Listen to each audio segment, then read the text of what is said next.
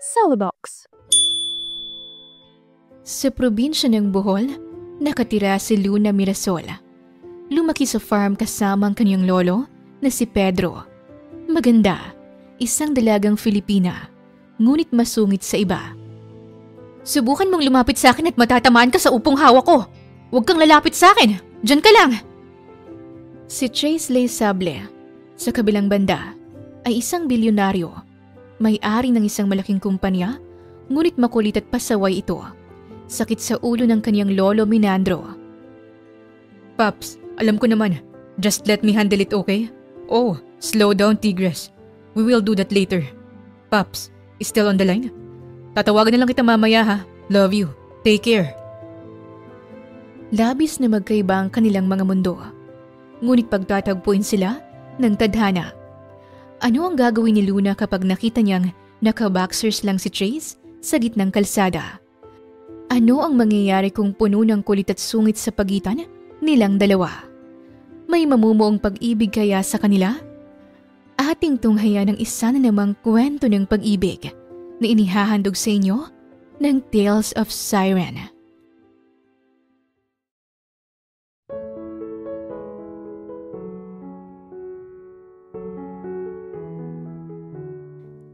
Chase, where are you?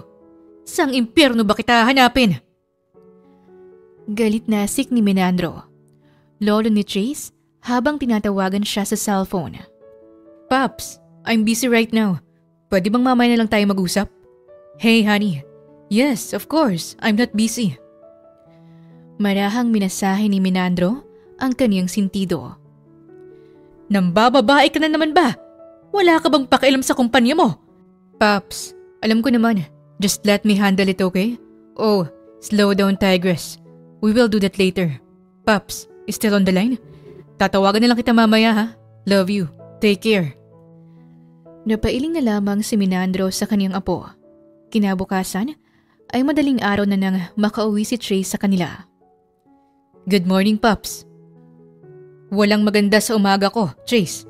Baka nakakalimutan mong may kasalanan ka sa akin for not showing up yesterday. Ang sabi mo busy ka pero anong ginawa mo? Nasa bar ka lang pala. Paps, chill. Nag-unwind lang naman ako dahil sobrang busy ko sa company these past few days. I'm sincerely sorry for ditching you. Lumapit na si Chase sa kanyang lolo, tsaka niya yun niyakap. Ang baho mong bata ka. Amoy alak. Maligo ka nga doon. I need some rest, Paps. Pupunta na ako sa kwarto ko. Nang makitang tumango ang kanyang lolo, ay agad nagpunta si Chase sa kanyang kwarto. I know Paps has been cursing me since yesterday, but I know he loves me so much. Natatawang wika niya. Si Chase Avelier Lesable ay isang 30 taong gulang, isang bilyonaryo at may-ari ng isang malaking kumpanya. Ang lolo Minandro niya ang kasama niya sa buhay matapos mamatay ang kanyang mga magulang dahil sa isang aksidente noong 18 taong gulang siya. Maayos siyang pinalaki ng kanyang lolo sa poder nito, ngunit habang tumatanda ay nagiging pasaway at makulit. Nagiging sakit sa ulo ng kanyang lolo. Si Chase ay may katangkarang 6'2", maputi ang balat, kutis mayaman, maitim ang buhok at may konting balbas sa muka. Matipuno rin ang katawan niya at kitang-kita ang mga ugat sa kanyang mga kamay. May pagka-bluish ang mga mata, matangos na ilong at mapulang mga labi. Kaya naman maraming babae ang patay na patay sa kanya. Alright, let's enjoy this night! Sigaw ni Chase. Kasalukuyan siyang nasa bar habang ini-enjoy ang inumin. Walwal kung walwal si Chase habang may mga babae sa tabi niya. Napahinto siya sa pakikipaglandian dito nang maramdamang nag-vibrate ang kanyang cellphone. Chill, Leones. I have to answer this call. Hello, Pops. Napatawag ka? Wika ni Chase. Why are you asking me that? Hindi ba't we will be meeting my friends now? How come did you forget it? Really? Oo, Avelier. Bakit parang ang ingay dyan? Don't tell me nasa bar ka na naman. Yes, you're right, Pops. Lintik na batang to. Bakit ba araw-araw kang nasa bar? Gabi ngayon, Pops, hindi morning. Kahit na. Bakit ba sakit ka sa ulo ngayong matanda ka na? Pops naman, hindi naman ako sakit sa ulo. Ewan ko sa'yong bata ka. Hindi na rin ako bata. 30 na kaya ako. Bata ka pa rin sa paningin ko. Hey Chase, let's continue what we're doing. Itigil mo na yan and let's enjoy. Wika ng babae. Pop, sorry talaga. I'll see you later. Pinatay na ni Chase ang tawag at pinagpatuloy ang pag-i-enjoy sa bar. Kinabukasan ay nagpunta siya sa isang hotel para makipagkita sa babaeng nakilala niya sa bar. Ngunit bago pa siya makapasok sa hotel ay may isang van ang huminto sa tapat niya. Nagsilabasan ng mga malalaking lalaki at bigla siyang sinuntok sa tiyan. What the? Sino kayo? Ah! Napadaing siya dahil sa sakit. Parsa siyang pinasok sa van tsaka tinakpan ng kanyang ilong ng panyo. Maya-maya pa'y nakaramdam siya ng pagkahilo. Sino ba kayo? Wika ni Chase bago siya mawala ng malay. Lo, para saan po itong hinarvest kong mga upo at talong? Tanong ni Luna sa kanyang lolo Pedro nang mapasok siya sa kabilang bahay. Pwede bang ihatid mo yan kay Sita? Sinabi kasi niya sa akin kahapon tungkol dyan. Okay po, Lo. Huhugasan ko muna ang mga to. Si Luna Mirasol ay isang probinsyana at lumaki siya sa farm kasama ang kanyang lolo Pedro. Lumaki siya kasama ang kanyang lolo dahil namatay ang kanyang mga magulang dahil sa isang aksidente. Mayaman sila sa mga ari-arian at may-ari rin ng ektaryang lupa ngunit kahit ganun pa man, ay pinanatili nilang simple ang kanilang buhay. Mabait siya pero masungit sa ibang hindi niya kilala. Si Luna ay may katangkarang 5'6", tipikal na dalagang Filipina dahil sa balat niyang kayumanggi. Balingkinitan at meron siyang maitim, mahaba at saktong kulot na buhok na hanggang bewang. Ang presko ng mga hinarvest kong mga talong at upo, tiyak magiging masaya si Manang Sita dito. Wika niya. Ano kaya ang gagawin ko mamaya? Ngunit napahinto siya sa paglalakad at nabigla sa kaniyang nakita. Ah! Bastos! Manyak! Malakas na sigaw niya. Napatingin siya sa lalaking nakahiga sa gitna ng kalsada at tanging boxers lang ang suot nito. Dahil sa pagkabigla ay naihampas niya ang dala niyang malalaki at mahabang talong at upo. Ah! Sino ba tong taong to? Sigaw ulit niya. Tulong! Ngunit wala ni isang dumang tao. Maging ang mga motorsiklo ay wala rin. Hindi niya namalayan na nagising palang lalaking nakahiga sa gitna ng kalsada. Tumayo ito at palinga-linga. Sino bang sumigaw ng napakatinis? Will you please shut up? Kita mo nang natutulog ang tao eh. What? Anong natutulog? I'm not even sleeping earlier. Nasaan ang mga lalaking dumukot sa akin? Ang nanuntok sa katawan ko. Pagtataka ni Chase nang maalalang nangyari sa kanya. Ah! Tulong! Sigaw ulit ni Luna at hindi pinansin ang mga sinasabi ng binata. Bakit ka ba sumisigaw? Bakit naman ako hindi sisigaw ha? Tingnan mo ang sarili mo. Bakit ang laki ng brief na suot mo? Brief ba yan? Takang tanong ni Luna ngunit umiling siya. Ah, bahala na. Wala na akong paki kung brief ba yan o hindi. Basta't bakit ka nakaganyan?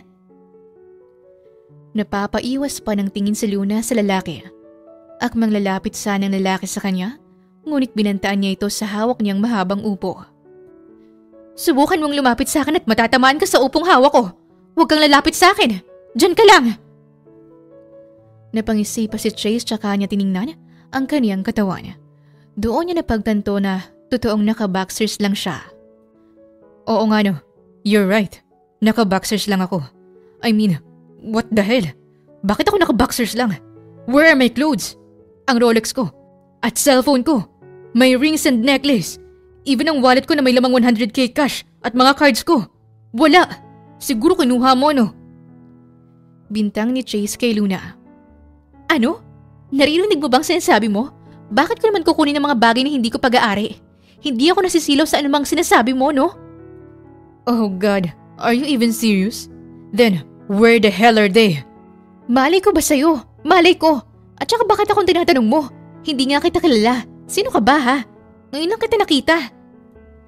Well, in case you don't know me, Hindi nga kita kilala, ang kulit.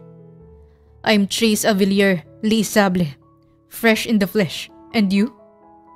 Luna Mirasol. Siguro naman ay nahihiya ka ngayon dahil tanging yan lang ang suot mo. What? Bakit naman ako mahihiya? Can't you see this body? So yummy. And look at this big bird. Napapikit si Luna sa sinabi ni Chase. Baliw ba tong lalaking to? Nakakainis. Umagong-umaga siyang nakita ko. Bulong ni Luna sa kaniyang sarili. Siguro baliw talaga siya. At nagpapanggap lang na may mamahalin siyang mga gamit. Relo, sing-sing, kwintas at wallet niyang may 100k na pera. O baka adik to at masyadong malakas ang tama niya. Madami pa siyang sinabing kung ano-ano tungkol kay Chase habang ang binata naman ay maiging pinagmamasdan ng kanyang magandang katawan. Anong pinagsasabi mo dyan? Is that Bisaya? Hindi, Latin yun at kinukulam kita. You're kidding me. But look at this well-toned body that I have. Worthy talaga ang pag-gym ko at pag-diet although palagi akong umiinom. Pagyayabang niya. Kapag sabay kong hinampas sa kanya ang mga upo at talong na dala ko, mananahimik kaya siya? Hey Luna, look. Pagtawag ni Chase. Napasinghal naman si Luna tsaka siya tumingin kay Chase. Aba, hindi pa rin pala tapos ang taong to. Pinakita ni Chase kay Luna ang macho posing niya dahilan para mandiri ang dalaga. Hindi ka ba nandidiri sa mga pinaggagawa mo? At isa pa, hindi ka ba nakakaramdam ng pagiginaw? Brief lang ang suot mo eh. Malaking brief. What the heck is brief? Brief ba? Kapares ng panty. Ang hina naman ito. It's brief, Luna. Brief. Hindi P. It's F. Brief. Ano namang pinagkaiba doon? Letter B lang naman ang simula nun. At saka pwede bang tumigil ka na dyan? Nakakaimbiyero na ka? Iritadong wika ni Luna habang patuloy pa rin si Chase sa pag-reflex sa kaniyang katawan. Pero hindi nakinig si Chase at ipinagpatuloy pa rin niya ang ginagawa. Sa gitna ng kaniyang ginagawa, iniwan siya ni Luna at nagmamadali itong naglakad. Bahala siya sa buhay niya. Kailangan ko pa itong etid kay Manang Sita. Baka lulutuin niya to sa almusal niya. Nang mapansin ni Chase na iniwan na pala siya ni Luna at naglakad na ito papalayo sa kanya, ay mabilis niya itong hinabol. Luna, wait! Hintayin mo ako! Sigaw niya. Mas binilisan pa ni Luna ang kaniyang paglalakad. Anong hintayin ko siya? Bakit? Sasama ba siya sa akin? No way, hindi pwede. Ngunit hinabol pa rin ni Chase si Luna kahit nahihirapan siyang maglakad. Nakapaalang kasi siya at lubak-lubak pa ang kalsada. Bakit ba hindi simentado ang daan dito? Reklamo niya. Luna, wait for me! Sigaw ulit niya ngunit sinubukan na ni Luna na tumakbo. Ah! May baliw na sumusunod sa akin! Tulong! Bakit ba kasi ako nakakita sa kanya? Eh di sana hindi ko na lang siya pinansin at hinayaan ko na lang siya. Pero hindi naman ako pinalaki ni Lola na walang pakialam sa ibang tao kahit minsan sinasabi niya sa akin na masungit ako. Hingal na wika ni Luna sa sarili habang tumatakbo. Luna, bakit ka ba kasi tumatakbo? Sigaw ni Chase. Bakit mo rin ako hinahabol? Sigaw pabalik ni Luna. Eh kasi tumatakbo ka eh. Hindi na nakayanan ni Luna ang tumakbo. Mabilis kasing nakasunod si Chase sa kanya. Bakit ang bilis mong makatakbo at makahabol sa akin? Isa ka bang tiktik o tikbalang? What? Are you comparing me to a tiktik or a tikbalang? Kita mo naman ang kagapuhan ko, hindi ba? I'm not fit on that. Kahit na, nakakatakot ka. Baka tama nga sinabi ko. Baka isa kang tiktik o tikbalang na nagbabalat kayo. Baka kinuha mo ang loob ko para maging biktima mo. May ganyan bang lumalabas sa madaling araw? Malay mo naman, walang imposible no? At saka hindi mo ako makukuha. Are you out of your mind? And besides, may tik-tik o tikbalang bang maputi? Ano? Nagluta lang sila because they have budget? Ano? Anong lutang sinasabi mo? You're comparing me to a tik-tik or tikbalang eh. Pero maputi ako. Ewan ko sa'yo. Bakit ba kita pinapansin at kinakausap gayong isa ka namang baliw? Maybe because of my charm? At gwapo ko at hat. That's why you're talking to me. Ang kapal naman ng mukha mo. Kasing kapal ng kalyo mo sa paa. What? Anong kalyo? I don't even know that. Tinignan pa ni Trace ang kanyang paa pagkatapos. Oh no, ang dumi ng pa ako. Kakapaputs pa ko lang eh. Pero tingnan mo kung anong nangyari. Pinahabol mo kasi ako. Hindi makapaniwalang tumingin si Luna sa kanya. Wow! Ako pang may kasalanan kung bakit ka nagkakaganyan? Pwede mo naman akong hindi habulin. Pwede ka namang hindi sumama sa akin. Nanlaki ang mga mata ni Trace na para bang may naisip siya dahil sa sinabi ni Luna. Bingo! Ang galing mo, Luna. Pwede bang sumama ako sa'yo? Napasinghal si Luna at saka siya sarkastikong tumawa. Ikaw? Sasama sa akin? Asa ka? Bahala ka sa buhay mo. Nagsimulang maglakad si Luna habang sunod-sunod naman si Trace sa kanya. Sige na, Luna. Please, maawa ka naman sa akin. Nagpupumilit pa rin si Trace kay Luna habang sumusunod siya dito. Kahit masungit si Luna, ay nakaramdam naman siya ng konsensya. Nakokonsensya pa rin siya. Sige na, please. I promise. If tinulungan mo ako, kapag sinama mo ako, I'll give you a lot of money. Name it if you want. Hindi makapaniwalang natawa si Luna. Anong akala mo sa akin? Mukhang pera? Hindi ko kailangan ng pera, no? I don't care. Basta tulungan mo lang ako. Bibigyan kita kahit magkano ang gusto mo kapag nakauwi ako sa amin. Nasa Quezon Province lang naman tayo, right? O sa Rizal. Am I right? Ngayon ay totoong natawa si Luna sa sinasabi ni Trace. Anong Quezon Province at Rizal ang pinagsasabi mo? Nasa Bohol tayo. Nanlaki ang mga mata ni Trace sa kanyang narinig. At hindi lang ito basta Bohol. Nasa malayang dapit tayo ng Bohol, sa Sierra Bulyones. Parang may himatay si Trace dahil sa gulat. Bakit ako napunta dito eh? Nasa Manila lang naman ako kanina. Anong petsa na ngayon? 15. What? As far as I can remember, that was 14 nung pumunta ako sa hotel. Paanong nangyari to? Aba, malay ko sa'yo. Baka may atraso ka sa Manila kaya tinapon ka rito. Imposible. Pero aminado naman akong may kakompetensya ako sa business pero I don't think darating sa punto na ganito. May iba bang paraan para makalis ako dito? Maybe you can van here. Tanga talaga to. Malayo nga tayo sa lungsod eh. Tapos maghahanap ka ng van dito? Nasa malayong lugar tayo. Walang van dito. Paano na ako? How am I going to handle this? Paano nga't lalo na't nakaboxer ka pa? Napaiwas naman si Luna nang makitang nakaumbok sa boxers. Ikaw ha, you're watching my birdie. Birdie mo, Maya? Ang liit! Hindi makapaniwalang napatingin si Trace kay Luna. What? That's not true. Ang laki kaya nito. Alam mo, nagsasayang lang ako ng oras sa'yo. Baka kanina pa naghihintay si Manang Sita sa akin. Baka kanina pa niya hinihintay mga upo talong na dala ko. Kasalanan ko bang kinakausap mo ko pinapansin? Oo, dahil kung hindi kita kakausapin mangungulit ka sa akin. At isa pa, nahihiya akong kasama ka dahil dyan sa saplot mo. Parang nasa isang fashion show ng mga brief. Hindi nga brief yan. It's brief. And this is not a brief. Boxer to. Kung gusto mong makita ang brief ko, pwede ko namang hubarin tong boxer ko. Baliw! Malakas na sigaw ni Luna. I'm serious, Luna. Pero sige na, please. I'm begging you. Maswerte ka dahil isang lisable ang nagmamakaawa sa'yo. Mukha mo maswerte. This is frustrating. Sino ba kasi nagpadukot sa akin? They will pay for this. Napasabunot na lang si Trace ng kanyang buhok dahil wala siyang kaalam-alam kung sinong nagpadukot sa kanya. Oh God, paano na kaya ako? Wala akong pera. Even clothes wala. Tanging brief at boxer lang ang meron ako. Usal niya. Napailing at napangisi naman si Luna dahil baliw ata talaga ang lalaking nakilala niya. Dahil kung ano-ano na lang ang sinasabi nito. What will happen to my company? Ang casino at bar and even my girls. Babaero. Bulong ni Luna sa kaniyang sarili. Nagsasalita pa si Trace nang maglakad ulit si Luna. Kagad niya itong hinabol. Gagawin kong lahat para lang makasama kay Luna. Luna, wag mo naman akong iwan! Napahinto naman si Luna at may naisip siyang kabaliwan. Sige, sa isang kondisyon. Sumayaw ka nga.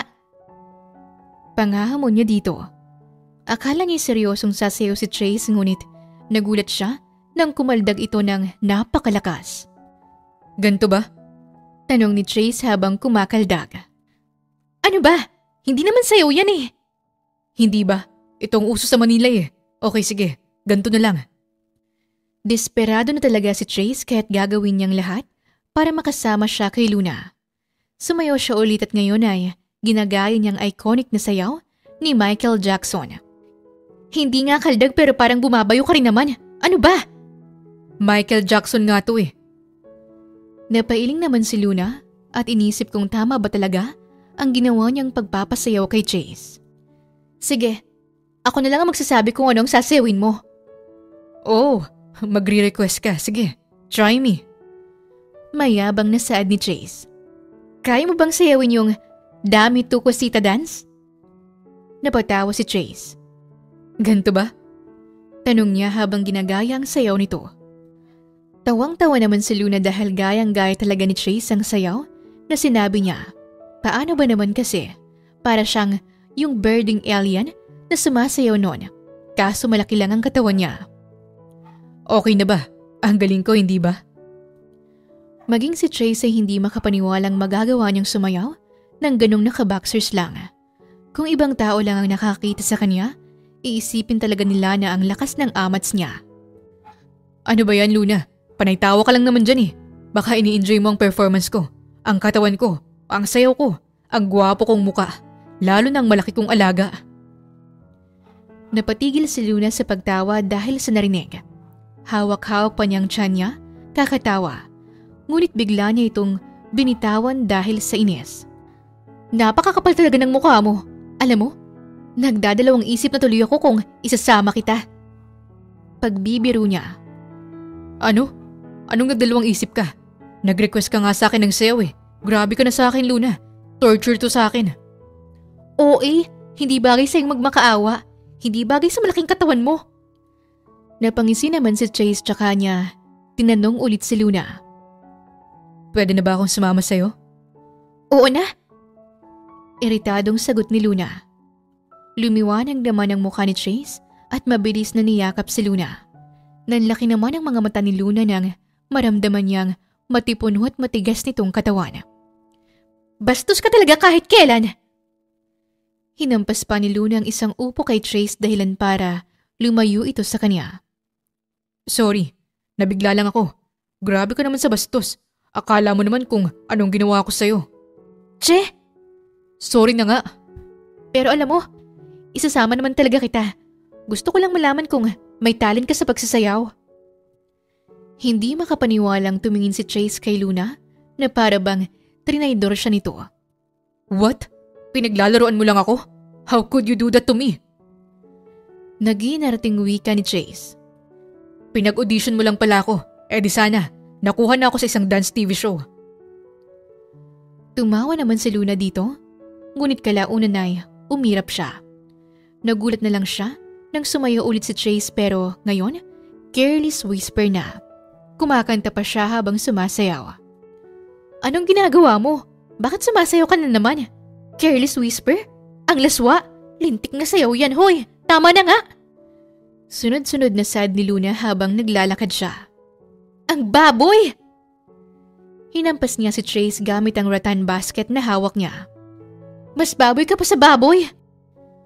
Huminto naman si Trace sa pagsasayaw. Oink oink! Umirap si Luna ng maraming beses habang nakatingin kay Chase. Maya-maya pa, ay nagtanong ng binata kung saan sila pupunta. Saan ba tayo pupunta? Pupunta na ba tayo sa bahay niyo? Hindi. Pupunta tayo sa bundok at ililigaw kita doon. Gusto mo? Masungit na sagot ni Luna. Sungit. Matalim na tinignan ni Luna si Chase. Wala kang pakialam. Makulit. Wala ka ring pakialam kung makulit ako. Kung hindi ka titigil dyan, ililigaw ko talaga kita rito para mas lalo kang maligaw. Oo na, hindi na magkukulit. Hindi na pinansin pa ni Luna si Trace at sa halip ay nagtungo sila sa bahay ni Sita. Diyan ka lang, huwag kang magpapakita sa ibang tao na ganyan ang suot mo. Baka may matay pa si Manang Sita kapag nakita ka niya. Hintayin mo ako dito ha. Hindi na umangal pa si Trace at sinunod niya ang sinabi ni Luna. Agad na nagtungo si Luna sa bahay ni Manang Sita at binigay niya ang dala niyang mga upo at talong. Nag-usap pa sina Luna at Sita nang may asong lumapit kay Trace. Galit na galit ito na para bang isa siyang kriminal sa paningin nito. Hey buddy, mabait ako. Pagpapakalma ni Trace sa aso, ngunit mas lalo pa itong nagalit at nagsimulang tumahol. Kahit malaki ang kanyang katawan, ay takot pa rin siyang makagat nito. Nasaan ba si Luna? Bakit ang tagal niya? Hindi pa rin tumitigil ang aso sa pagtahol, kaya naman ay tinakot rin niya ito sa pamamagitan ng pagtahol pabalik dito. Ang hindi niya alam ay nakatingin pala sa kanya si Luna habang umiiling. Tama ba talagang desisyon kong isama ko siya? Wika niya sa sarili. Billy, huwag ka nang magingay! Sabay na napahinto ang aso at si Trace sa pagtatahol nang magsalita si Luna. Hindi ko alam na aso ka pala. Tumatahol ka rin kasi. Napatitig si Trace sa mga mata ni Luna at seryosong nagsalita. Hindi lang ako tumatahol. Nangangagat rin ako. Akala ni Trace na matatakot si Luna ngunit sinamaan lang siya nito ng tingin. Nek mo, tara na nga't umalis na tayo. Baka may makakita pa sa'yo. Hindi na dumaan si Luna sa highway at sa halipay sa shortcut sila dumaan. Palingalinga pa si Trace habang naglalakad. Medyo masukal kasi ang dinadaanan. Bakit ba kasi ay nagpunta ako rito sa Bohol? Wala naman akong ibang taong nakikitang maging mastermind nito. Paano lang ang mga chicks ko? Paano ng mga parting gusto kong daluhan? Ang dami mo namang sinasabi. Pwede bang manahimik ka muna kahit saglit lang? Tumahimik na si Trace ngunit maya-maya pa ay nagsimula na naman siyang magsalita. Hindi ka ba natatakot na dumaan dito? Huminto si Luna sa paglalakad, tsaka siya humarap kay Trace. Bakit naman ako matatakot eh? Malaki naman yung katawan mo. May poprotekta sa akin. Alam ko naman na malaki at masarap ang katawan ko. Pero alam mo na, baka merong mga terrorist dito. Malay mo isa ako doon. Gusto mo bang i-recruit kita? Lumunok ng maraming beses si Trace. Biro lang, walang mga rebelde rito. Ang makikita mo dito ay isang paraiso. Naglakad pa sila ng naglakad. Nangangati na rin si Trace dahil sa mga dahong sumasagi sa kaniyang katawan. Hindi niya namalayan na nakarating na pala sila kung saan nakatira si Luna. Pumasok sila sa gate at namangha siya sa kaniyang nakita. Paraiso nga. Wala sa wish yung wika niya habang tinitignan ang paraisong nasa harap niya. Isa iyong malawak na farm, malawak ang lupain na puno ng iba't ibang mga hayop tulad ng mga manok, baka, bibe, pato, kalabaw, baka at iba pa. Marami ring mga tanim na gulay, prutas at mga bulaklak at masasabi niyang well-established ang lugar na ito. Dito ka nakatira? Ngumiti si Luna. Oo, ang ganda di ba? Mas pumasok pa sila at agad sumalubong sa kanila ang huni ng mga ibon. 6:00 na kasi ito ng umaga, kaya naman ay nagpakita na si Haring Araw. Kitang-kita ni Trace kung paano maiging kumakain ng mga hayop. Napansin rin niya ang magandang bahay kubo ni Luna. Malaki, maaliwalas at malinis. It's wonderful in here. Hindi makapaniwalang komento ni Trace. Kaya pala ayaw mo kong isama rito. Kasi sa paraiso ka nakatira. Oo naman sa nakatira ako sa paraiso. Anong akala mo sa langit lang? Patuloy pa rin pinagmamasdan ni Trace ang paligid. This is the first time na nakapunta ako sa gantong lugar. I'm a city boy. Kaya I used to see tall buildings than acres of land. Hindi ko rin ipagpapalit ang ibang bagay dito. Maswerte akong nakatira ako sa isang farm kasama ang lolo ko. Really? You have a lolo also? Napairap si Luna. Sino bang taong walang lolo? Okay ka lang? I mean, kayo lang dalawa dito? Tumango si Luna. Sabay na pinagmasdan ulit ni Luna ang kapaligiran ngunit nagulat na lang siya nang biglang tumalon si Trace sa fish pond. Anak naman ng Maya! Anong pumasok sa isip ng lalaking to? Wika niya. Hindi ko alam na may pool kayo dito. Hindi na ako makapaghintay. Makati na kasi ang katawan ko kanina pa. Ah! Luna! What's happening? Bakit nakakakiliti? May kumakain sa akin! Napasigaw ulit si Chase nang makitang pinalibutan siya ng napakaraming hito. Mabilis siyang nakaahon habang tumatawa naman si Luna. Why are you laughing? You didn't even help me. You didn't even warn me. Malay ko ba't bigla kang nag-dive? Hindi ako na-inform na isa ka palang diver. Kasalanan mo to. Hindi mo sinabi sa akin na isa yung fish pond. Paano ko nga sasabihin sa'yo mabilis kang nakadive doon. Alam mo namang, boxers at brief lang ang meron ako. Nabasa pa. Napatawa naman si Luna sa sinabi ni Chase habang nakatingin dito.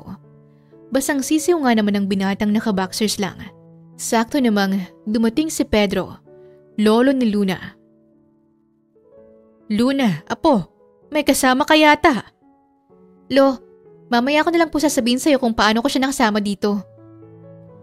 Napatingin naman si Chase sa matanda. Hello po, good morning. Chase nga po pala. Alam ko pong hindi appropriate ang nakikita niyo sa akin dahil naka-boxers lang ako at basa pa. Akala ni Chase na magagalit si Pedro ngunit bigla itong napatawa. Nako, Luna, kumuha ka ng bagong tuwalya doon sa loob. May ekstrang damit at brief din ako doon. Huwag kang mag-alala, iho. Bago yun. Bili ng apo kong lalaki kapag nagbabakasyon dito. Opo. Mabilis na pumasok si Luna sa kanilang bahay at ginawa ang utos ng kanyang lolo. Maya-maya pa ay dumating na siya dala-dala ang tuwalya at mga damit. Samahan mo muna siya doon sa poso at paliguin mo siya. Ako ang magliligo sa kanya? Malaki naman na siya, lolo. Ay, ang ibig kong sabihin, samahan mo siyang maligo. Ano? Maliligo rin po ako? Tapos na ako maligo, lo. Luna, hindi yan ang ibig kong sabihin. Samahan mo lang si Chase. Tama ba? Dahil baka hindi siya sanay. Napatawa naman si Chase sa pag-uusap ni na Pedro at Luna. Hindi rin pala nagkakaintindihan. Pero okay lang naman kung sasamahan ako ni Luna. Mahinang wika niya, tsaka napangisip. Nakita naman niyang umirap si Luna. Sinamahan siya ni Luna na magpunta kung saan naroon ang kanilang poso. Namangha naman si Chase dahil may ganoong bagay pala. Wow! Ito na ba ang poso? Maarting tanong niya. Klaro naman hindi ba? Nagtatanong pa. Masungit na sagot ni Luna. Sungit? Kulit? Tingnan mo kung paano magbomba. Tinignan ng maigi ni Chase si Luna. Nanlaki ang mata niya nang makitang may lumabas na tubig galing sa poso habang binobomba yun ni Luna. Oh! Tubig! Finally! Totoong tubig na! Akmang kukunin na sana ni Chase ang kabo, ngunit pinigilan siya ni Luna. Hep hep hep hep? Anong sinabi ko kanina? Sabi mo, tignan lang kita. Oo nga, titignan mo ako kung paano magbomba dahil ikaw ang gagawa nito sa sarili mo. Grabe ka, Luna. Hindi ka kasing hospitable ng lolo mo. Hindi talaga. Anong ina-expect mo? Maaawa ako sa'yo? Ikaw ang nagpupumilit na sumama sa akin, hindi ba? Oo na, ako na nga. Mabilis na pumunta si Chase sa pwesto ni Luna at sinimulang magbomba. Ginaya niya ang ginawa ni Luna kanina, kaya naman ay napamangha ulit siya. Ang galing ko talaga, right Luna? Pagyayabang niya dito, ngunit tanging pag-irap lang ang nakuha niya. Ang sungit talaga. Bulong niya. Nang makitang napuno na ang balde ng tubig ay mabilis siyang nagtungo dito para ibuhos ang malamig na tubig sa kaniyang katawan. Oh, thank God for this fresh and clean water. Enjoy na enjoy pa ni Chase ang pagbuhos ng tubig sa kaniyang katawan nang makita niyang isang gripo. Kumunot ang noo niyang nakatingin kay Luna habang ang dalaga naman ay napangisip. Bakit hindi mo sinabi na may gripo naman pala dito? Asik ni Chase. Hindi ka naman nagtanong at saka narinig mo bang sinabi ni Lolo kanina na doon ka maligo sa gripo? Wala naman Bumuntong hininga si Chase. Pero gripo will make it easier for me. Oo pati sa pagliligo gusto mo, madali lang para sa'yo. Wala ka sa syudad, nasa probinsya ka. Lahat ng mga bagay dito, pinaghihirapan. Fine. May Dove soap ba kay rito? Body wash? Napairap naman si Luna dahil sa pagiging demanding ng binata. Yan lang, at isa pa, marunong ka rin makontento. Hindi ka makakasurvive dito kung may pinipili ka. Kailangan mong mag-adjust, kailangan mong makibagay. Pati shampoo at conditioner? Ngumuso pa si Chase. Oo nga, lahat. Yan lang ang meron dito kaya gamitin mo na yan para makapagbihis ka. Alam mo ba, ilang oras ko nang tinitignan ang forma mo. Hindi ka ba naaawa sa sarili mong tanging boxers at brief lang ang suot mo? Hindi naman, kasi alam kong you're enjoying your view. Enjoy mo mukha mo. Diring-diri nga ako sa'yo eh. Parang magkaka-sore eyes yata ako mamaya. Sagot ni Luna at umirap dito. Hindi na pinansin ni Luna si Chase kaya naman ay maigi na lang itong naligo. Mahigit 1 oras din itong naligo dahil paulit-ulit niyang sinasabunan at kinukuskus ang bawat sulok ng katawan niya. Yan, kuskusin mong maigi ang katawan mo dahil baka mag-amoy hito ka pa. Natatawang wika ni Luna. Because it was your fault. Nang matapos si Chase, ay hinubad niya ang kanyang boxer at brief habang nakatapis. Magbibihis na sana siya nang pigilan siya ni Luna.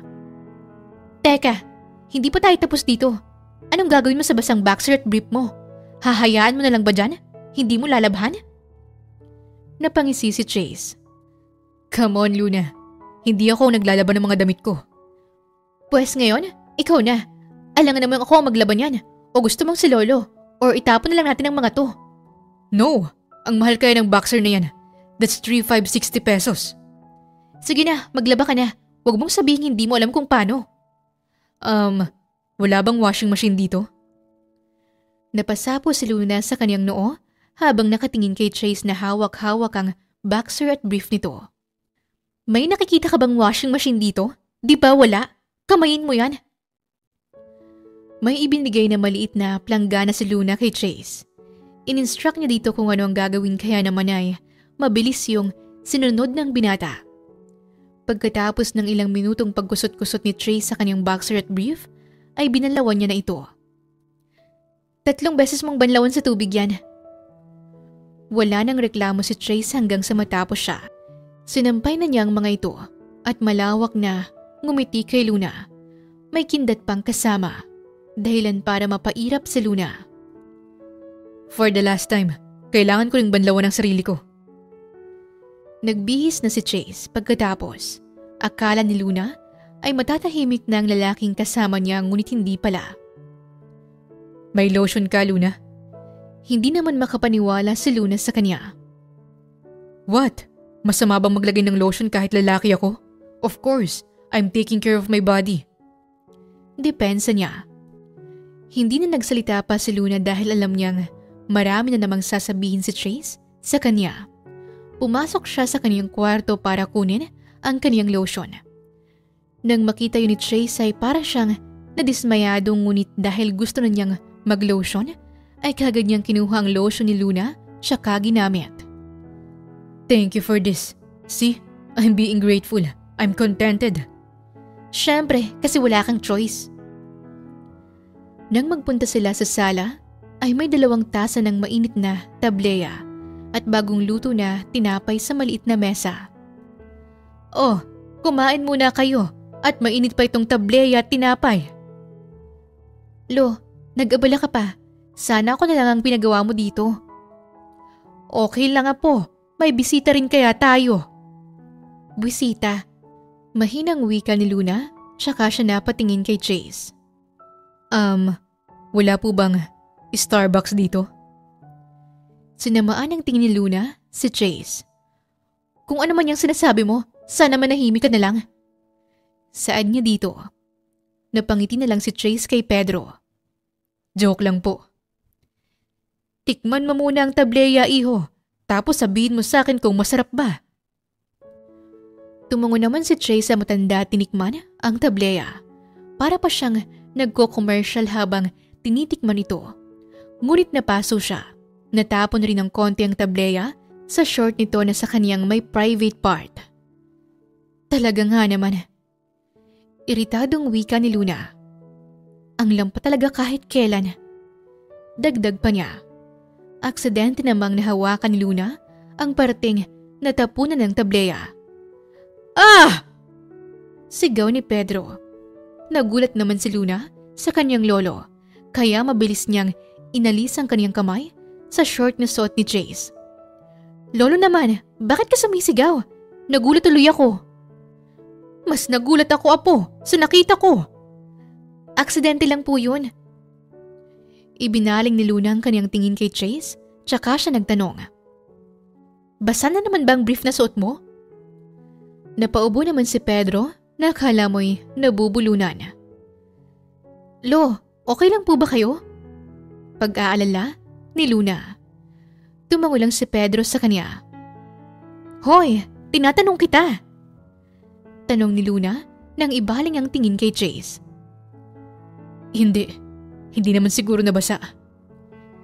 Ipinagpatuloy na ni Chase ang pagtikim sa tableya. Nanlaki naman ang kanyang mata dahil sa sarap. Ang sarap nga po. Oh, may kapares yang pandesal. Bagay na bagay yan.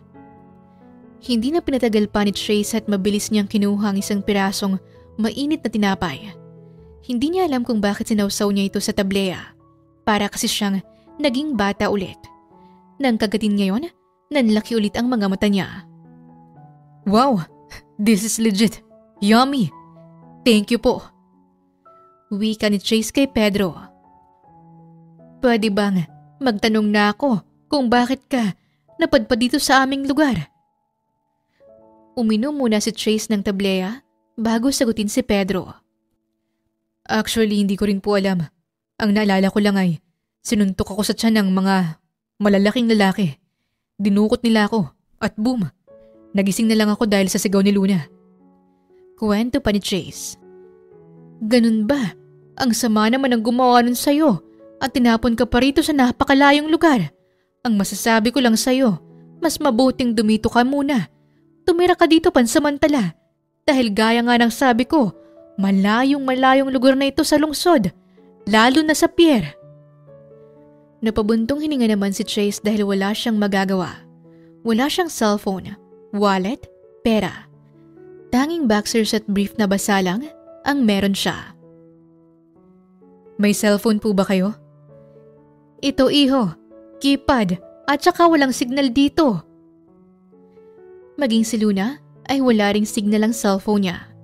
Tila nawalan na ng pag-asa si Chase. Wala talaga siyang magagawa kung hindi ang manatili muna pansamantala kila Luna. Siguro maghahanap na lang siya ng paraan sa mga susunod na araw kung paano siya makakabalik sa Manila. Simula nang manatili si Chase sa bahay nila Luna ay nagmistulan silang mga aso at pusa. Puno ng bangayan, asaran, kulitan at alitan.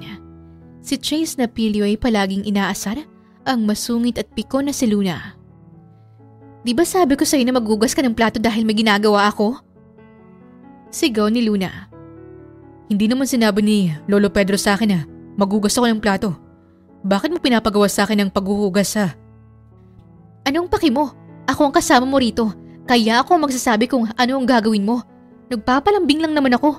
Baka sakaling magawa mong maghugas. Pero hindi eh. Mas pinili mong magtulala lang. Anong magtulala? May ginagawa kaya ako? Ano naman? I'm counting kung ilan ang mga baka, kalabaw at kambing nyo. Hindi makapaniwalang tumingin si Luna kay Chase. Seryoso ba siya sa sinasabi niya? Tanong ni Luna sa sarili. O sige nga, ilan ang mga baka, kalabaw at kambing namin? You have 8 cows, 9 carabao, and 20 goats. It's quite plenty. Alam ko. Ang mga bibe, manok, sisew, pabo at itik ilan? Naningkit ang mga mata ni Chase. Hindi ko pa sila binibilang. Che! Kapag talaga hindi mo uhugasan ng mga plato, dadapo talaga sila sa pagmumukha mo. Sigaw ni Luna. Sa gwapo kong pagmumukha ba? Gwapo mo, puwet mo! Nanlaki naman ang mga mata ni Luna sa kanyang sinabi. Gusto mo palang puwet ko ah. Gusto mo bang Hindi natapos si Chase sa pagsasalita nang tamaan siya ng walis sa ulo niya. Aray! Luna, nananakit ka na! Mas okay na nga yan kaysa mang-akit ako sa'yo. Bagay na hindi ko magagawa sa isang taong katulad mo. Napangisi naman si Chase sa sinabi ng dalaga. Bakit ka nakangisi? Para kang baliw sa pagmumukha mo. Alam mo, palagi mo talagang sinasayang ang oras ko. It's your fault kasi pinapatulan mo naman ako. Tinignan ng masama ni Luna si Chase. Kasi kung hindi kita papatulan, hindi ka tatahimik. Gusto mo bang tahiin ko yung bibig mo para matahimik ka? Na-high blood na ako sa'yo eh. Umagang umaga. Sa paglipas ng mga araw, ay patuloy pa rin ang hindi matapos-tapos na sigawan, bangayan at awayan ni na Chase at Luna. Minsan ngayon napapangiti na lang si Pedro sa hidwaan ng dalawa. Para silang aso't pusa o pusa't daga sa pagkalimot. Kumusta naman ang panatili mo rito sa munting lugar ko, iho? Kasalukuyang nasa terrace sina Trace at Pedro habang si Luna naman ay naglalaba. Okay naman po pero minsan, alam niyo po yung apo niyo, napakasadista, nananakit, tapos sobrang sungit. Sumbong pa ni Trace sa matanda. Talaga ba? Pagpasensyahan mo ng apo ko ha. Hindi kasi siya sanay sa mga bisita.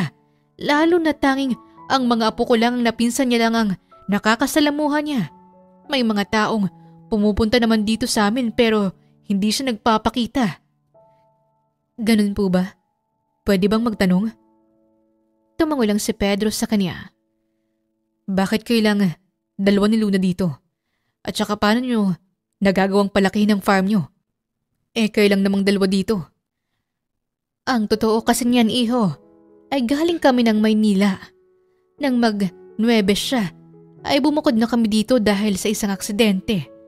Namatay ang mga magulang niya, ang matalik kong kaibigan ng may-ari ng lupang to noon. Subalit, ibinigay niya to sa akin. Nabanggit ko kasi sa kanya na lalayo na kami sa Manila dahil masama ang lugar na yon para kay Luna. Ang bait naman ng kaibigan niyo at binigay sa inyo ang napakalaking lupang ito. Siyang tunay. Kababata ko kasi siya. Nang malaman niya ang aking sinabi, ay hindi siya nagdalawang isip na ibigay sa akin to. At kung nagtataka ka kung bakit naging ganito kagandang lugar namin, ay dahil kay Luna. Simula nung makarating kami dito, ay tanging pagsasaka at pagtatanim ang ginawa niya para ibuhos ang kalungkutan at pangungulila niya. May green thumb kasi si Luna, kagaya ng mga magulang niya. Kaya nagpapasalamat ako na siyang kasama ko. Minsan ay bumibisita rin naman ang ibang mga apo ko. Tumango-tango naman si Trace sa kanyang nalaman. Hindi niya lubos sa kalain na ganun pala ang naranasan ni Luna. Gaya ng dalaga, pareho rin sila ni Trace ulila. Walang ama't ina at nawala din dahil sa aksidente. Mukhang malalim ang pag-uusap niyo dyan ah.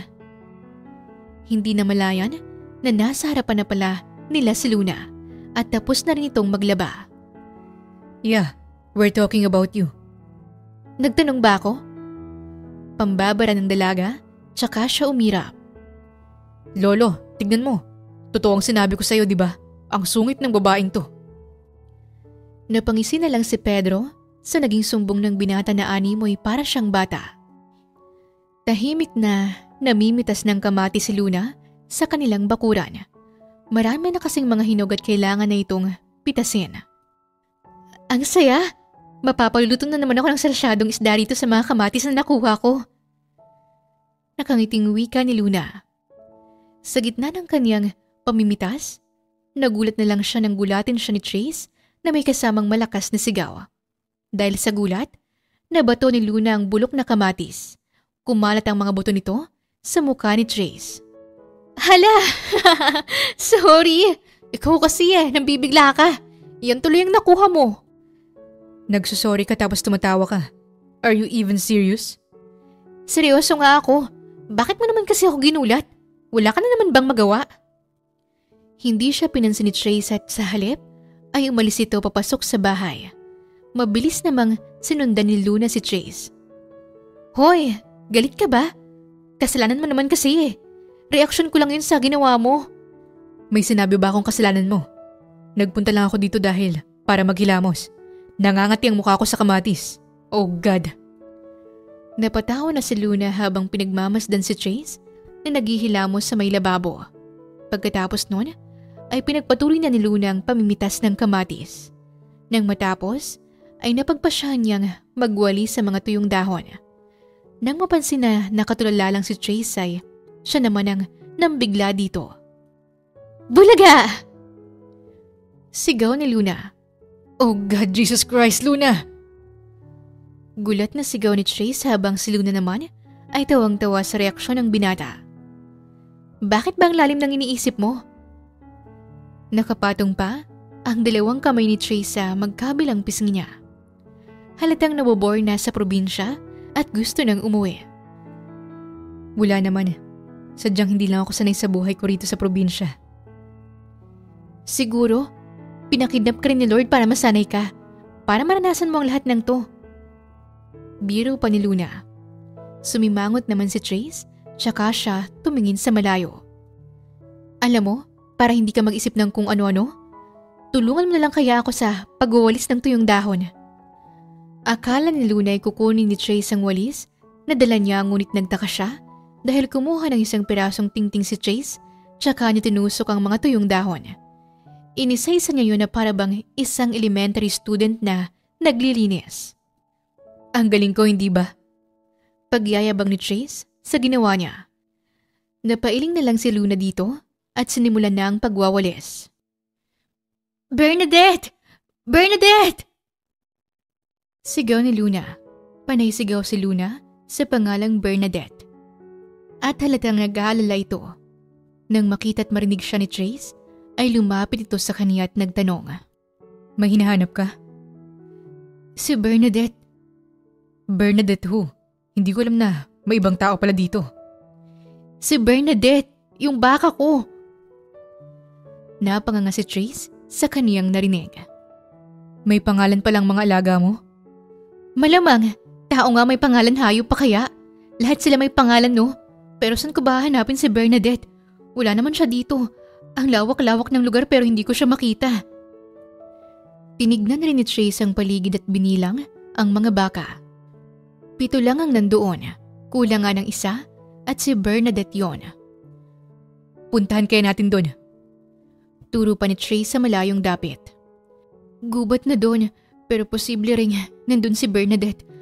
Baka naligaw siya na magpunta doon. Pag-aalala ni Luna sa alaga niya. Aalis na sana si Luna, ngunit biglang nagsalita si Trace. "Sasamahan kita." Matapang na wika niya. "Ano? Hindi pwede. Hindi ka sanay sa gubat." "Luna, please. Tutulungan na kita para mapadali ang paghahanap mo. 2 is better than 1. Hindi na umangal pa si Luna at kagad siyang pumayag. Tumakbo sila para magpunta sa gubat. "Bernadette! Bernadette!" Sigaw ni Luna. Si Trace sa kabilang banda ay takot habang papasok sila sa gubat. "Mag-ingat ka. May baboy ramo at mga ahas dito." Mas lalo tuloy bumilis ang tibok ng puso ni Trace dahil sa banta ni Luna. "Bernadette! Where are you?" Sigaw naman ni Trace para maibsan ang takot. Napatawa naman bigla si Luna. "Ay, sosyal ka. Hindi ka maintindihan ni Luna. Filipino at Bisaya lang ang alam niya." Umiling naman si Trace dito. "Bernadette!" Sigaw ni Trace, dahilan para mapatawa si Luna. "Bakit naman Bernadette? Parang timang." Natatawang ani niya. "Sabi mo, Filipino at Bisaya lang ang alam niya. Eh di, Bernadette." "Baliw?" Habang hinahanap nila si Bernadette, ay may naisip na namang trip si Luna. "Hala! Ahas!" Malakas na sigaw niya, kaya naman ay nagulat si Trace. "Where? Oh God, Luna! Alam mo bang mamamatay ako sa gulat?" Panay tawa pa si Luna nang makita niyang reaksyon ni Trace.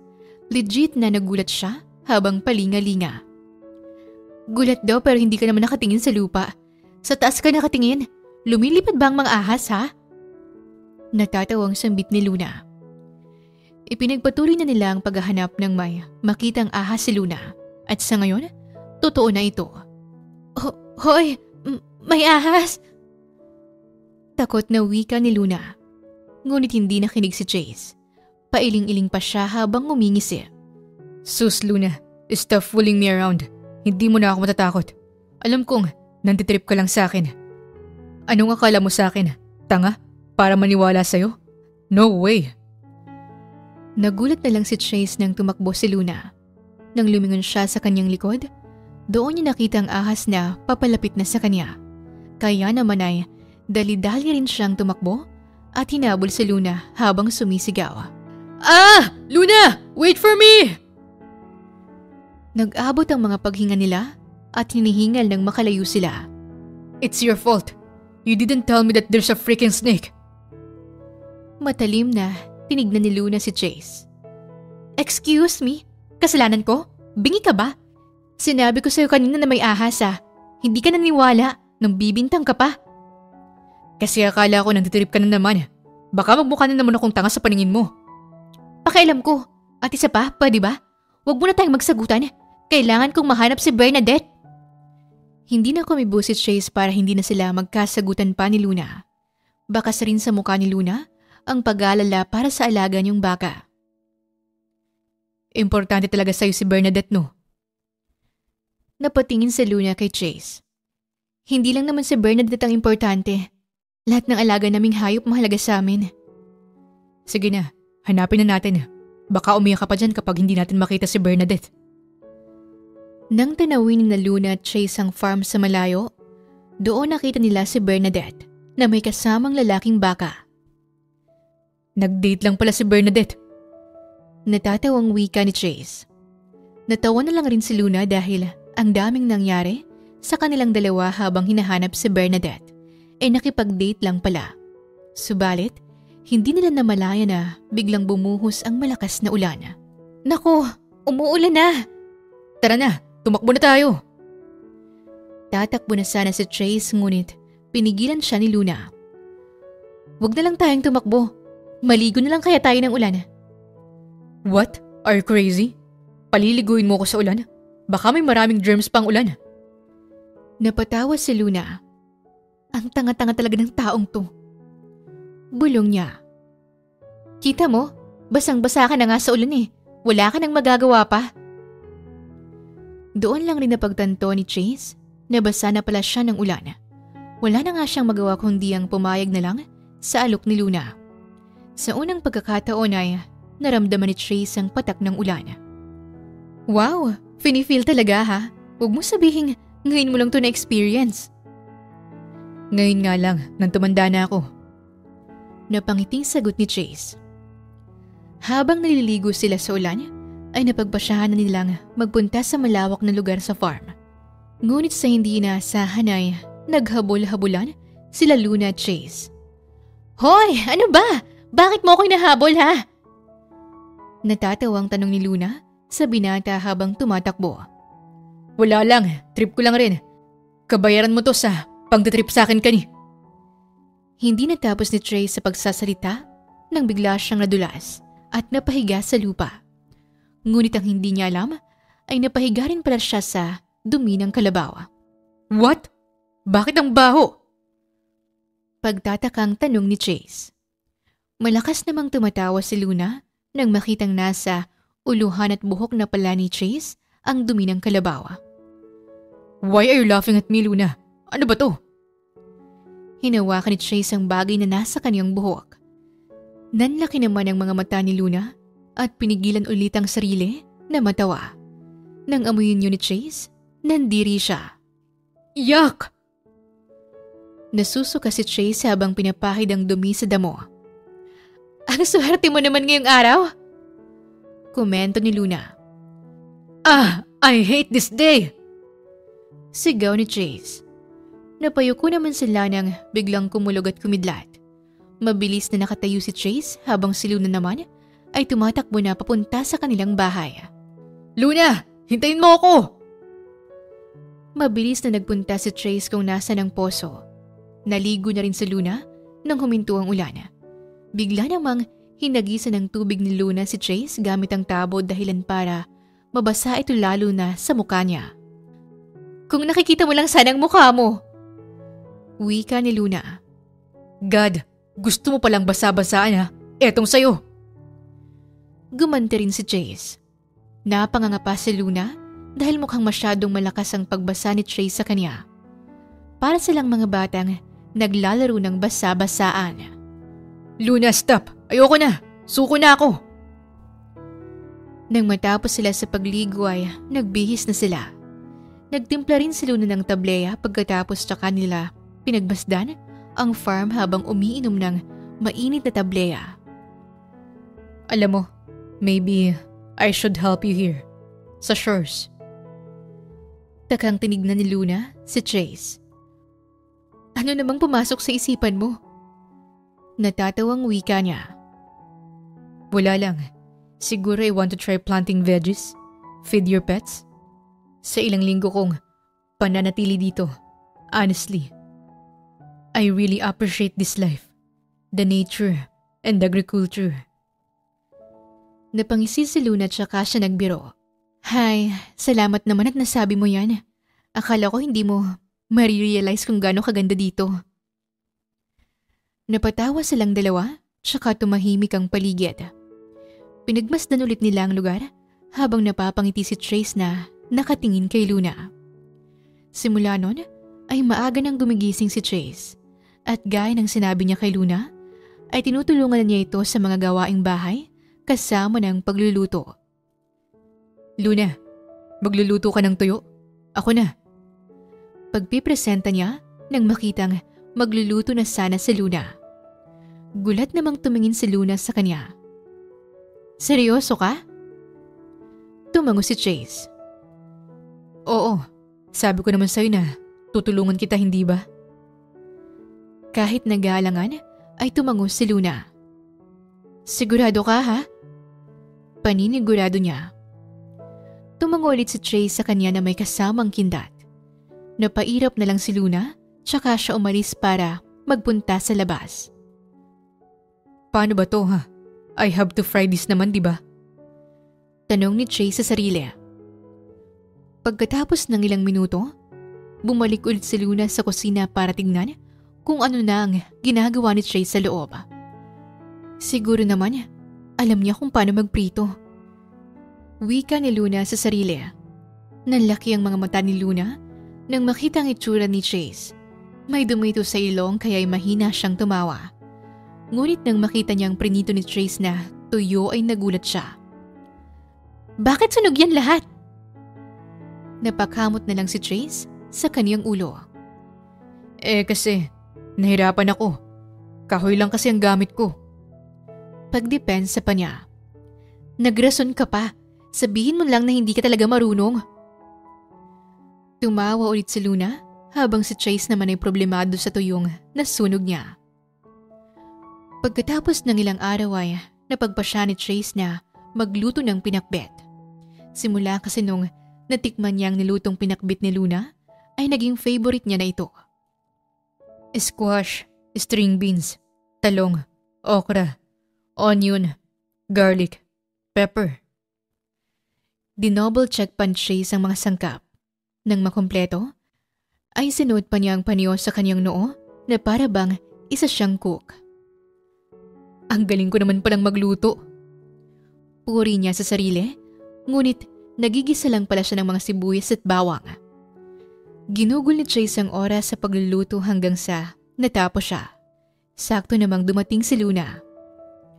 Uy, ang bango niya na! Komento pa ng dalaga. I know, Luna. I cook pinakbet. Pinakita pa ni Trace ang plating niya ng pinakbet kay Luna. Tikman ko ah. Nakangiti pang tumango pa si Trace kay Luna. Masarap, di ba? Tell me, Luna. Oo naman. Masarap. Mas lalo pang ngumiti si Trace nang marinig ang sagot ni Luna. Maya-maya pa ay dumating naman si Pedro. May ginagawa kayo. Nagluto lang po ako ng pinakbet, Lolo. Talaga? Patikim nga, iho. Kumuha rin ng kutsara si Pedro, tsaka niya tinikman ang luto ni Trace. Biglang napaubo si Pedro tsaka siya tumingin sa binata. Ang alat ng luto mo, iho. Napatingin si Trace kay Luna. Ngumisi lang si Luna sa kanya at nag-peace sign. Talaga po ba? Maalat? Tinikman ni Trace ang luto niya. Ang alat nga. Napakamot na lang si Trace sa kanyang ulo at napangisi. Alam mo, kahit mga hayop kapag natikman yan, magkakasakit sa bato. Pagbibiro pa ng matanda. Napatawa naman sila. Aayusin natin yan. Lagyan na lang natin ng tubig tapos oyster sauce. Mukhang hindi mo kasi nilagyan niya ng oyster sauce eh. Oo nga no. Yun palang nakalimutan ko. I was trying to remember everything you use when you cook pinakbet eh. Napangiti si Luna. Baka nga, at saka sorry ah. Hindi ko sinasadyang hindi sabihin sa'yo ang totoo. Ayoko lang kasing ma-offend ka. It's okay, Luna. I understand. Let's fix this. Natatawang ani Chase. At gaya ng sabi ni Luna, ay nilagyan nila ng isang basong tubig at oyster sauce at naglagyan na rin siya ng seasonings para makasiguro. Eto, tikman mo. Pinatikim ni Luna ang luto niya kay Chase.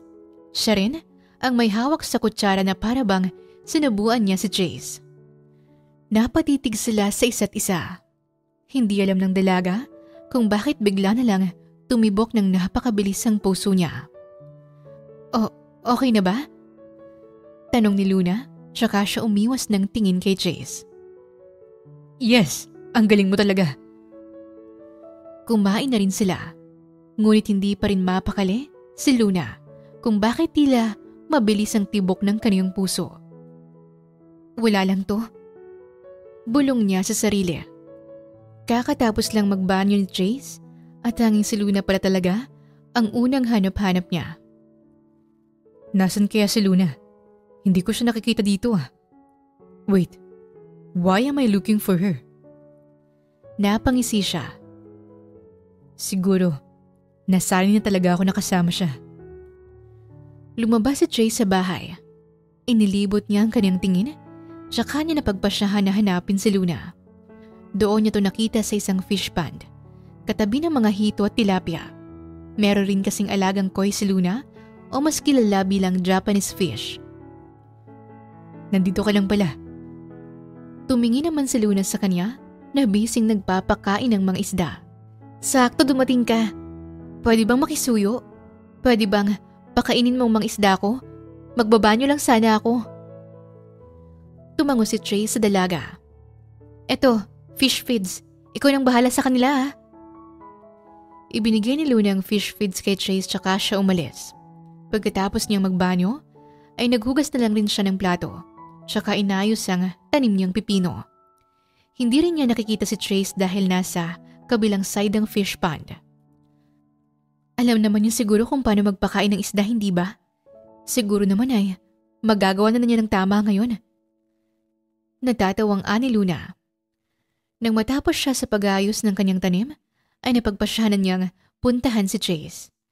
Labis na lang ang pagkagulat niya nang wala nang natira ni isang fish feed sa lalagyan. Bakit tubos na yung fish feeds? Nagtatakang tanong ni Luna dito. Nanlaki ang mga mata niya nang makitang lumulutang na ang alaga niyang mga isda at malaki rin ang mga tiyan nila. Anong ginawa mo? You told me to feed them. Pinakain ko lang sila. I was just thinking na ipakain ng lahat. Ubusin ko para mas lalo silang lumaki. Inosenteng sagot ng binata. Napasapo na lang si Luna sa kaniyang noo. Tsaka niya tinignan ng masama si Chase. What? Why are you glaring at me? I just fed your fishes. Hindi mo ba nakikitang patay ng mga alaga ko? Na overfeed mo? What? Hindi pala uubusin ang lahat ng to sa isang kain lang. It's your fault. You didn't instruct me. Hindi makapaniwalang tumingin si Luna sa binata. Wow! Ako pa talagang may kasalanan? Ako na ngang namatay ng alaga tapos ako pang pagbibintangan mo? Umirap si Luna dahilan para mapakamot si Trace sa kanyang ulo. Don't worry. Babayaran kita kapag nakabalik na ako sa Manila. Hindi na sumagot si Luna dito, tsaka siya iniwan. I guess it's a yes. Silence means yes. Pangungumbinsi sa sarili. Tahimik na umupo si Trace sa may garden nang tawagin siya ni Luna. Hoy! Tara, samahan mo ako. Where are we going? Sumunod ka na lang sa akin. Hinawakan ni Luna ang pulsuhan ni Chase tsaka sila tumakbo. Ngunit habang tumatakbo sila, ay hindi alam ni Chase kung bakit parang nagsislow motion ang paligid nila. Mabilis naman ang tibok ng kanyang puso habang tinitignan si Luna na tumatawa rin. What's happening to me? Tanong niya sa sarili. Hindi niya namalayan na nakarating na pala sila sa kanilang pupuntahan, sa harap ng punong mangga. Don't tell me, mamimitas tayo ng mangga. Mismo, kaya nga ako may dalang basket, hindi ba? Napatulala si Chase habang nakatitig kay Luna. Hindi na naman niya alam kung bakit siya nagkakaganito. Gustong-gusto niya kung anong nakikita niya at yun si Luna. Hoy, nakikinig ka ba sa akin? Bakit ka nakatulala ha? Umiling si Chase, tsaka niya binaling ang tingin sa puno ng mangga. Ang dami nga niyang bunga. Komento niya. Mukhang hindi ka rin makakakit because you're wearing a long skirt. Kaya naman, ako na lang ang aakyat at mamimitas ng mangga. Pagyayabang ni Chase. O sige, hindi na ako kukontra. Ikaw na nagpresenta eh. Mabilis na nakakit si Chase sa puno ng mangga dahil marami rin itong mga matitibay na sanga. Nagniningning ang mga mata niya nang makitang ang dami palang mga bunga ng mangga sa itaas. Luna, I'm here! Isa-isang pinitas ni Chase ang mga bunga, tsaka niya inihulog sa baba na siya namang kinukuha ni Luna. Maiging namimitas si Chase nang may sinigaw si Luna ngunit hindi niya narinig dahil nasa mataas na sulok na siya ng puno. Sumisigaw, hindi ko naman marinig. Ngumisi pa si Chase subalit napaaray na lang siya nang may kumagat sa kanya. Aray! Ouch! Isa palang bubuyog ang kumagat sa kanya. Mabilis siyang bumaba. Aray pa rin siya ng aray, kaya naman ay mabilis silang umuwi. Maghilamos ka muna, dali! At gaya ng sinabi ni Luna, ay ginawa yun kagad ni Chase. Namaga ang pisngi at labi niya. Kahit natatawa si Luna, ay pinilit niya pa rin ang sarili na hindi matawa dahil naaawa siya dito. You're trying not to laugh, Luna. Ikaw naman kasi, nagpresenta ka pa na ikaw ang umakyat. May libreng leaf filler ka tuloy. In fairness, bagay sa'yo. Sige nga, kung ikaw ang umakyat dun sa puno ng mangga, baka ikaw po ang nagkaroon ng ganito. Turo niya sa namamagang pisngi at labi niya. Sinang may sabing kakagatin ako ng bubuyog? Eh alam ko naman may bubuyog na nakatira doon. Hindi makapaniwalang tumingin si Chase sa kanya. Ano? Alam mo naman pala, and you didn't even tell me. Sinabi ko nga, sumigaw pa nga ako kanina nung nasa taas ka. Hindi ka lang nakikinig sa akin dahil enjoy na enjoy ka sa pamimitas ng mangga. Puwet mo lang naman ang nakarinig. Alam mo namang nasa itas na ako. Sobrang layo ko na sa'yo. Umirap si Luna dito. Alam mo, mas inuna mo pang makipagtalo sa akin kesa gamutin niyang kagat mo. Umupo ka na nga muna doon. Umupo si Chase sa sala habang si Luna naman ay lumabas ng bahay. Nang makabalik siya, ay may dala siyang malinis na aloe vera. Why are you holding aloe vera? Gamot sa pamamaga ng kagat ng bubuyog. Maingat na inilapat ni Luna ang aloe vera sa mga kagat ni Chase. Napatitig naman ang binata kay Luna habang ginagamot siya nito. Bakit parang nagiging kulay red ang balat mo? Tapos may antena sa noo mo. Pagbibiro pa ni Luna. Di ba si Spider-Man naging Spider-Man dahil kinagat siya ng gagamba? Baka... Ano? Maging bin naman ako. Umiling si Luna. Hindi. Baka maging Jollibee ka kasi sobra mong pabida kaya mo'y nakuha eh. Natatawang wika ni Luna. Napailing na lang si Trace dito. Pumasok na siya sa kaniyang kwarto at nagpahinga. Makalipas ang ilang araw, ay tuluyan ang gumaling ang kagat ng bubuyog sa pisngi at labi ni Trace. Bagong ligo siya ngayon at sakto namang tinawag siya ni Luna. Water dose. Dumi ng kalabaw. Hindi ba familiar? Napangiwi ang mukha ni Chase nang makitang puno ng dumi ang sakong dala ni Luna. Gagawin ko kasi itong pataba. What? You call that fertilizer? I thought chemical fertilizer lang ang pwedeng gamitin. Diyan ka nagkakamali. Ito ay isang organic fertilizer. Natural at walang halong kimikal. Samahan mo ko. Eto isang sako.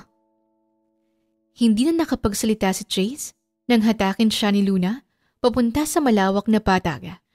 May dala rin siyang maliit na shovel at may makitang dumi ng kalabaw ay mabilis niya itong kinuha. Ngunit nandiri siya dahil basa pa ang dumi. Napatawa naman si Luna dahil sa pagiging impulsive ni Chase. Alam mo, ang bilis mo talagang magdesisyon sa buhay, no? Sasabihin ko pa sana sa'yo na ang tuyong dumi lang ang pwedeng kunin eh. Bakit hindi mo sinabi sa akin? Parang Black Forest cake to. Pwede ba? Huwag mo ang ihalan tulad ng pagkain sa dumi ng hayop, ang baboy mo. Sana kapag kumain ka ng cake, dumi ng kalabaw ang maisip mo. Kumuha rin sila ng dumi ng baka. Nagyabang pa si Chase dahil puno na ang dala niyang sako. Binilad nila ang mga ito para mas lalong matuyo ang kuha nila. Pagkatapos, ay nagpunta sila sa pond ng mga bibe. They are so cute. Saad ni Chase habang tinitignan ang mga bibe. Pwede ba ako mag-alaga ng bibe? Tanong niya kay Luna. Pwede naman, pero kailangan mo magsabi ng kwak-kwak ng mga 20 beses. Pagbibiro ni Luna, ngunit nagulat siya nang sundin yun ni Chase. Kwak, kwak, kwak, kwak, kwak. Saad ni Chase habang nag-a-action pa. Sakto namang dumating si Pedro galing sa bayan. Hindi ko alam na kumakausap ka pala ng mga bibi, iho. Natatawang saad ng matanda. Malakas namang tumawa si Luna nang mapagtanto ni Chase na pinagtripan lang siya ng dalaga. Ang bad mo talaga sa akin. Can I choose na ba? Tumango naman si Luna. Ito, and I'll name her Bebe Ruth. Turo niya sa isang bibing naglalakad at may itim sa ilong. Bebe Ruth? Ano namang pangalan yan? Mas malala ka pa sa akin. Natatawang wika ng dalaga. Kinuha ni Luna si Bebe Ruth, tsaka niya binigay kay Chase. Nakangiti namang hinawakan ng binatang bagong alaga niya. Araw-araw ay inaalagaan ni Chase si Bebe Ruth na parang anak niya, dahilan para mapangiti si Luna. Isang araw, sinamahan ni Chase si Luna na kumuha ng mga itlog. Ito si Berta, sobrang agresibo niya. Alam mo bang, nagtatanim siya ng galit kapag nakita niyang kinuha mo ang itlog niya tapos nabasag mo? Sisigaw siya ng napakalakas at tutukain ka niya. Walang tigil sa pagtuka. Ay sus, sisiw lang sa akin yan. I love chickens and Berta will definitely love me. Sige nga, ipakita mo nga sa akin ang yabang mo. Dahan-dahang kinuha ni Chase ang mga itlog ni Berta. Napapangisi pa siya kay Luna nang makitang wala ni isa sa mga itlog nito ang nabasag. Isang itlog na lang ang natira sa pugad ni Berta, kaya naman ay confident niya itong kinuha. Ngunit nagulat siya nang hagisan siya ni Luna ng uod at aksidenteng nabitawan ng itlog. Parehong nanlaki ang mga mata nila ngunit mas lumaki naman ang mga mata ni Berta habang nakatingin sa itlog na nabasag. Sumigaw ito ng napakalakas at sinimulang tukain si Chase. What? Hindi ko kasalanan ng Berta. Si Luna ang may sala. Kasalanan mo to, Luna. Aray! Berta! Mabilis na tumakbo si Chase ngunit hinabol siya ni Berta at nakalipad pa ito. Tinuka nito ang labi ni Chase. Napatawa naman si Luna sa sinapit ni Chase habang ito naman ay nakatingin ng masama sa kanya. Kinuha ni Luna ang first aid kit niya tsaka niya nilapitan si Chase. Lumayo pa ito sa kanya ngunit hinawakan niya ang buhok ni Chase tsaka sinabunutan. Ano ba? Bakit mo ako sinabunutan? Kasi lumalayo ka, nag-iinarte ka pa eh. Gagamutin ko lang naman ang sugat mo. Hindi naman masakit eh. Tsaka may kasalanan ka sa akin. Naging kriminal tuloy ako sa paningin ni Berta. Bakit mo kasi hinagis yung uod sa akin? Ang dumi-dumi nun. Tumahimik ka muna at huwag kang gumalaw. Gagamutin ko na yung sugat mo. Maingat na ginamot ni Luna ang sugat ni Chase. Bakit kaya palaging ang labi mo ang pinupuntirya ng mga hayop? Gusto mo rin bang puntiryahin ang labi ko? Napatitig sila sa isa't isa. Lumalalim ang tinginan nilang dalawa habang bumibilis ang tibok ng puso ni Chase. Napaaray na lang siya nang idiin ni Luna ang pagkakagamot sa sugat niya. Che! Mas hayop ka pa sa hayop? Umalis na rin kagad si Luna habang si Chase naman ay napangiti nang maalala kung paano nagulat si Luna sa sinabi niya. Nang gumabi ay nagpunta si Luna sa labas ng bahay para magmuni-muni. Maliwanag ang buwan, merong ding mga alitap-tap. Nagniningning ang mga mata niya habang lumuluha. Miss ko na po kayo, Mama at Papa. Bigla namang dumating si Chase, kaya naman ay patago niyang pinahiran ang kaniyang mga luha. Why are you crying? Ano? Hindi ako umiiyak, no? Napuwing lang ako. Hindi na lang kinulit ni Chase si Luna. Sabay nilang tinignan ang kalangitan ngunit napako ang kanilang tingin sa maliwanag na buwan. Alam mo bang, your name means moon? Alam ko, syempre. Buwan naman talaga ang ibig sabihin ng Luna. Napatahimik sila. And alam mo ba kung bakit Chase ang pangalan ko? Hindi ko alam. Bakit?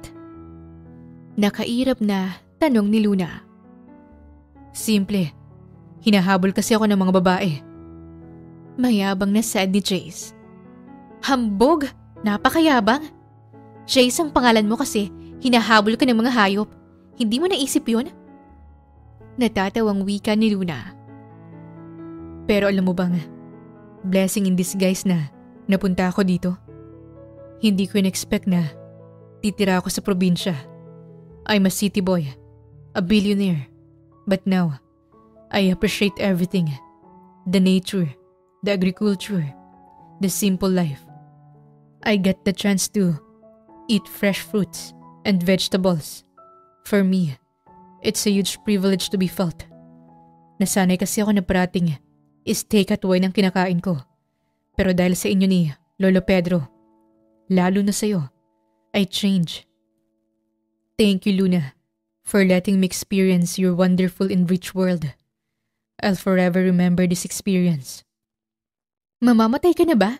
Bakit nagsasabi ka ng ganyan sa akin? Wala lang.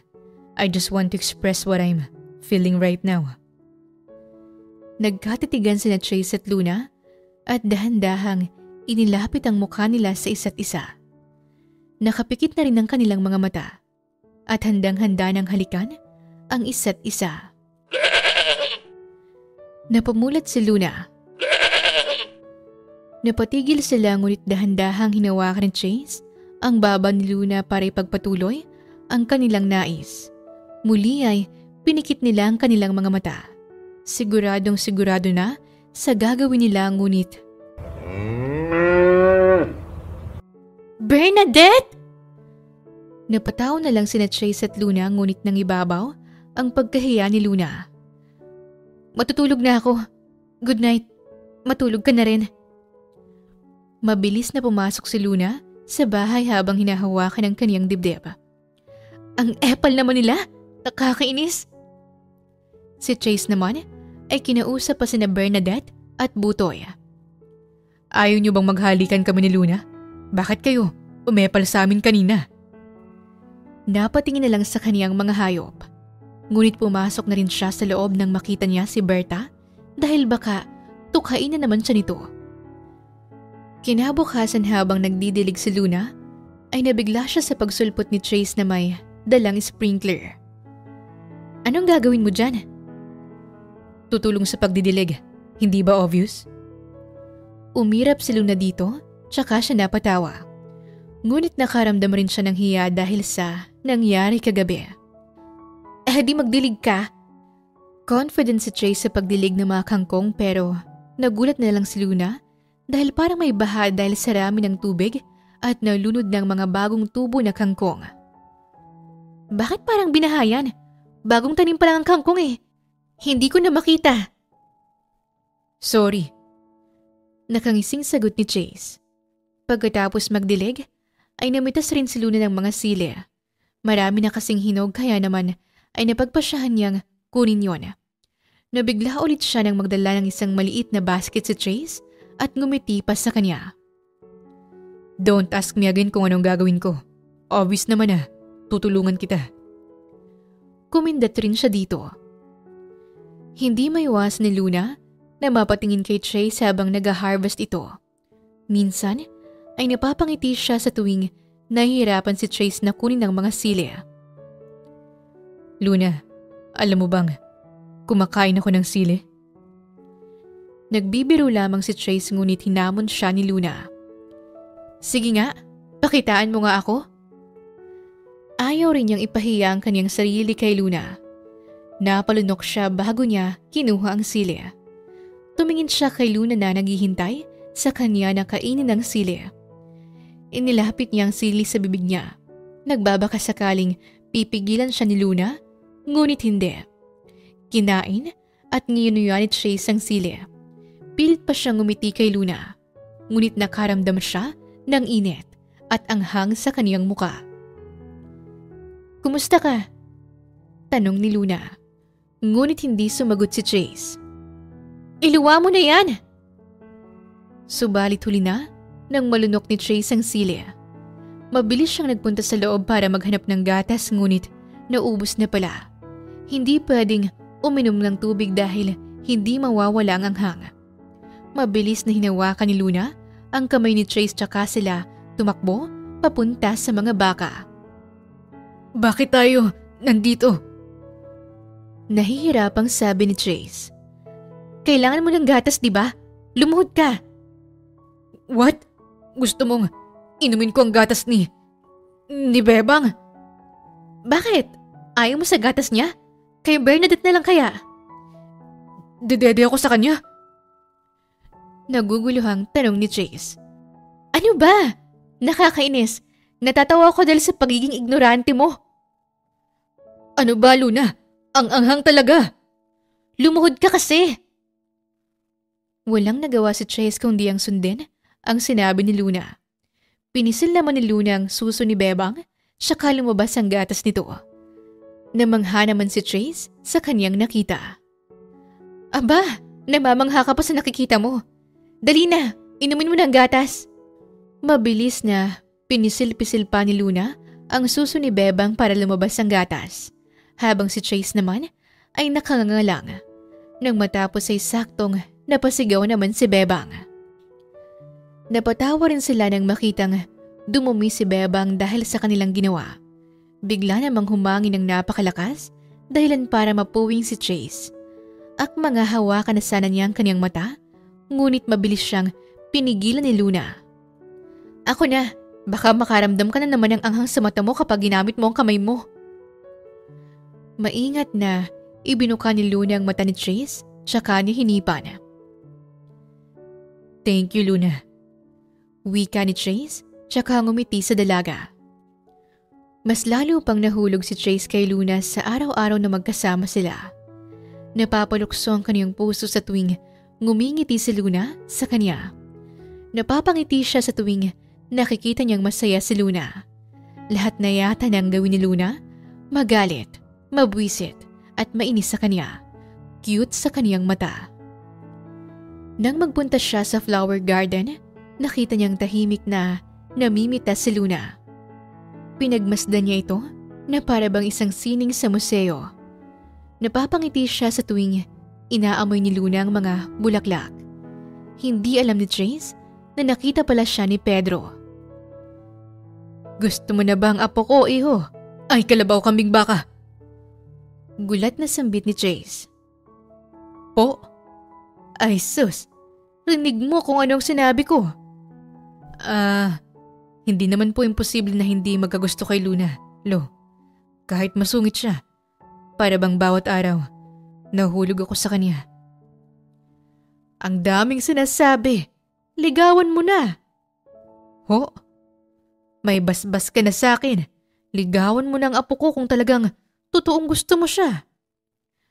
Kumindat pa si Pedro sa binata bago umalis. Habang nasa loob ng kwarto ni Trace, ay hindi siya mapakali. How am I going to do this? I don't know how to court. I never experienced to be in a relationship. Ang mga babae kasi ang humahabol sa kanya at hindi siya. Paano ko ba gagawin? Paano pag hindi pumayag si Luna? Bahala na. Gaya nga ng sabi ni Lolo Pedro, I will court her if I truly like her. Love her. Kumuha siya ng papel at ballpen saka nagsulat. Inilagay niya yun sa kwarto ni Luna dahilan para makita yun ng dalaga. Pwede bang magkita tayo sa flower garden? Mamayang gabi? Basa ni Luna sa papel. Kailan pa naging ganito yung taong yun? May pa-letter-letter pa eh. Pwede naman yung sabihin sa akin ng diretso. Hindi alam ni Luna kung bakit bigla siyang kinabahan. Iniisip rin niya kung anong dahilan bakit makikipagkita si Trace sa kanya. Wala namang masama kung makikipagkita ako sa kanya. Nang gumabi, ay nagpunta si Luna sa flower garden. Buong araw kasing hindi niya nakita si Trace o baka nagtatago ito sa kanya. Nagulat siya nang makitang may mga fairy lights doon na siya nagpapaliwanag sa garden. Ngunit higit pa ron ay nakatayo doon si Trace na may dalang mga bulaklak na ginawa niyang bouquet. Nagsayang ka pa ng kuryente dito eh. Komento ni Luna para maibsan ang kabang nararamdaman. Napakamot naman si Trace sa kanyang ulo. Ibinigay niya kay Luna ang dala niyang bouquet na ginawa niya. Para sa'yo. Thank you. Nakangiting wika ni Luna sa kanya, kinuha yon. Pwede ko bang hawakan ang kamay mo? Tumango naman si Luna dito, kahit kinakabahan. Inalalayan siya ni Trace para magpunta sa mesa at umupo. May sineta pala si Trace doon na mesa at silya para sa kanila. Wow, ang daming prutas dito at ang ganda ng pagkaka-arrange. Natutuwang sabi ni Luna. Luna, alam kong pagtatawanan mo lang ako sa mga sasabihin ko. Pero gusto kong malaman mo na totoo ang lahat ng to. Totoo lahat ng sasabihin ko. Luna, I like you so much. I never imagined to be in love with someone else. Not until I met you. I didn't expect this to happen actually. Pero wala eh. Natamaan ako sa'yo. Gusto ko rin magpasalamat kay Lolo Pedro. Siyang nagpabago ng isip ko. Dahil sabi niya, kung totoo ang nararamdaman ko sa'yo, ipakita ko sa'yo. Kaya Luna Mirasol, pwede ba akong manligaw sa'yo? Busy pa si Trace sa pagsasalita ngunit hindi niya namalayan na kumakain na pala si Luna sa mga prutas na hinanda niya. Anong sinabi mo? Napabuntong hininga si Trace. Pwede bang manligaw sa'yo, Luna Mirasol? Joke. Narinig ko talagang sinabi mo kanina. Pero tumingin si Luna sa mga mata ni Trace, punoy ng sinseridad, pagmamahal at paghanga sa kanya. Ang hindi alam ng binata ay gusto rin siya ni Luna. Lihim na nagkakagusto si Luna sa kanya. Oo, Trace. Pwede kang manligaw sa akin. Nakangiting sagot niya. Hindi alam ni Trace kung bakit naluluha siya. Hindi niya alam kung bakit ganun ang nararamdaman niya. Lumipas ang mga araw, linggo at buwan. Naging seryoso si Trace sa panliligaw kay Luna. Walang araw na hindi niya pinapakita kung gaano niya kagusto at kamahalang dalaga. Isang araw, napagpasyahan nilang mag-picnic sa malawak na patag sa ilalim ng punong nara. Ang sarap ng hangin. Komento ni Luna nang makupo siya sa inilapag ni Trace na tela. Mas masarap dahil kasama kita. Napatawa si Luna tsaka siya pabirong umirap dito. Ngayong araw kasi ay sasagutin na ni Luna si Trace. Ngunit hindi niya alam kung paano sasabihin. Alam mo, bakit parang masayang-masaya na ako ngayon kapag kasama kita? Ginayuma mo ko, no? Pagbibiro pa ni Luna. Ibig sabihin, nagugustuhan mo na rin ako. Baliw, gusto na kita matagal na. Saad ni Luna sa kanyang isipan. Ang hangin talaga? Nakasuot ng pulang t-shirt si Chase habang si Luna naman ay naka-sundress. Tumayo si Chase tsaka niya, pinatayo rin si Luna. Sayo tayo? Pag-aaya niya. Paano tayo sasayaw wala namang tugtog? Pwede namang sa isip lang natin ang music Ang importante, ang connection nating dalawa. Napailing na lang si Luna tsaka siya pumahig sa sinabi ni Chase. Magkahawak ang kanilang mga kamay habang ang ulo niya ay nakasandal sa dibdib ng binata. Napapangiti sila habang nagsisway. Ang bilis ng tibok ng puso mo. Wika ni Luna kay Chase. Palagi talagang bumibilis ang tibok ng puso ko kapag kasama kita. Mas lalo na ngayong I'm holding your hands. Your head leaning on my chest. You always make my heart explode, Luna. Ang hindi alam ni Chase na ganun rin kabilis ang tibok ng puso ng dalaga. Masayang masaya siyang kasama ang binata. Pinaikot pa siya ni Chase tsaka sila napangiti. Chase, may sasabihin ako sa'yo. Napatingala si Luna sa binata at tinignan niya ito sa mata. Ngumiti siya habang nakatingin dito. Sasagutin na sana niya si Chase nang makita niyang tumatakbo si Bernie, ang alagang lalaking kalabaw ni Luna. Si Bernie! Papunta sa'yo! Mabilis na tumakbo si Chase. Hinahabol siya ni Bernie dahil nakasuot siya ng pulang damit. Doon lang napagtanto ni Luna yon. Luna! Help me! Baka ngayon na ako mamamatay! Hindi alam ni Luna kung matatawa o maawa sa sinapit ni Chase. Paikot-ikot lang ito sa pagtakbo. Hubarin mo ang suot mo! Yung pulang t-shirt mo! Kahit nahihirapan, ay hinubad ni Chase ang t-shirt niya. Tama ang hinala ni Luna. Ang pulang t-shirt pala ang puntirya ni Bernie. Si Chase naman ay napahiga dahil sa pagod. Okay ka lang ba? Hindi, Luna. Kita mo namang hinabol ako ni Bernie, di ba? Napatawa naman si Luna. Itutuloy ko na bang sasabihin ko sa'yo, ha? Tumango si Trace kahit hingal na hingal siya. Kawawa naman ng boyfriend ko. Pinahiran pa ni Luna ang pawis ni Chase. Nanlaki ang mga mata ng binata. Wait, tama bang narinig ko? Boyfriend mo? Ako? Nahihiyang tumango si Luna sa kanya. Mabilis naman siyang napatayo at nagtatalon. Sinasagot mo na ba ako, Luna? Oo nga, ang daming tanong nito. Talaga? I love you, girlfriend ko. At dahil sa tuwa, kinaraga pa ni Trace si Luna. Trace, ano ba? Ibaba mo nga ako? Natatawang utos ng dalaga. Sorry, na-carried away lang. It's official. We're a couple. I love you. Dapat lang na mahal mo ko, no? Ipinagpatuloy na ni Luna at Trace ang kanilang picnic pagkatapos magbihis ni Trace ng damit. Puno ng malawak ng ngiti ang nakapinta sa kanilang mga mukha habang tinitignan ang isa't isa. Trace, ano ba? Kanina ka pa nakatitig sa mukha ko. Matutunaw ako niyan. Hindi ko lang kasi akalain na sasagutin mo ko. It's been 3 months, Luna, since I started courting you. Wow, binilang mo pa talaga. Mukhang mabilis yata kitang sinagot eh. What? It felt years waiting for your yes, Luna. Umirap ang dalaga at tumawa. I love you. So much. Mahal rin kita, Trace. Hinalikan ni Trace ang noo ni Luna, tsaka silang ngumiti sa isa't isa. Lolo, sinagot na po ako ni Luna. Talaga ba? Mabuti naman. Masaya ako para sa'yo. Basta wag mo lang sasaktan ng apo ko, ha? Dahil ako ang makakalaban mo.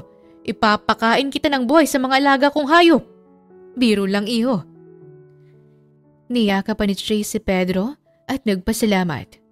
Umalis na rin si Pedro pagkatapos kaya naman nang makita niyang nagluluto si Luna sa kusina ay niyakap niya ito sa likod. Hindi pa rin ako makapaniwala na tayo na. Di wag. Ayoko. I'm so happy to be with you. Cherishing a lot of moments with you. Mahal kita. Matamis na ani ni Luna. I love you so much, Luna. Tumingin si Luna sa mga mata ni Trace. Paano kapag kailangan mo nang bumalik sa Manila? Paano na tayo? Mahal, hindi naman mawawala kung anong meron tayo.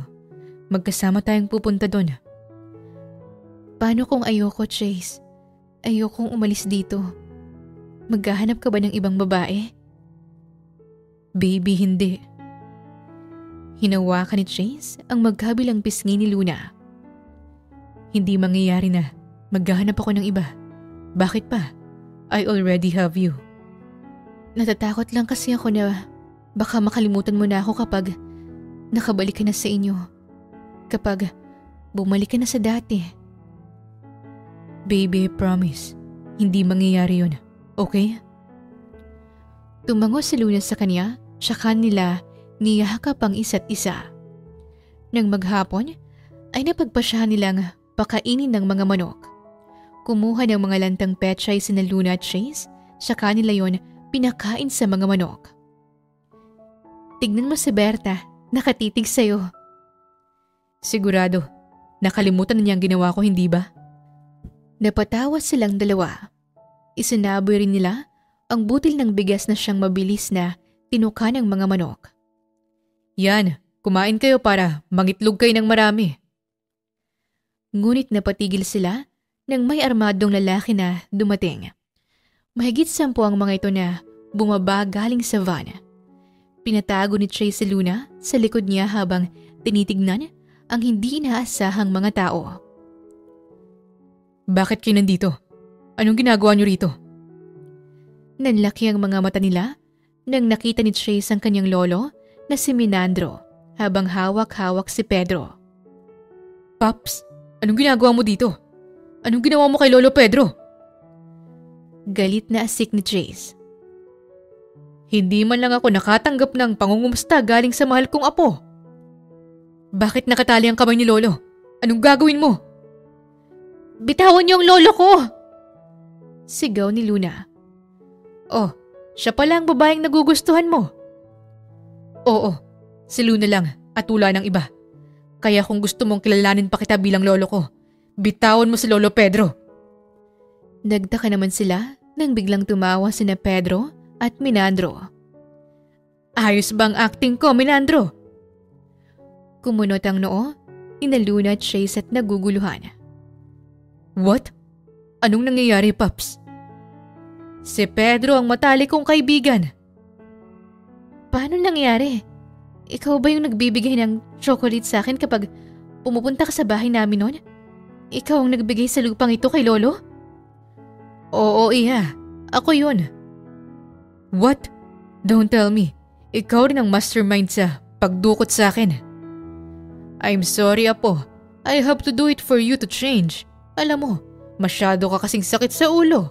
Napakakulit mo.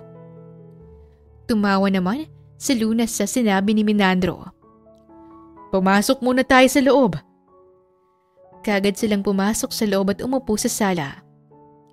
So now, you have to explain everything to me, Paps.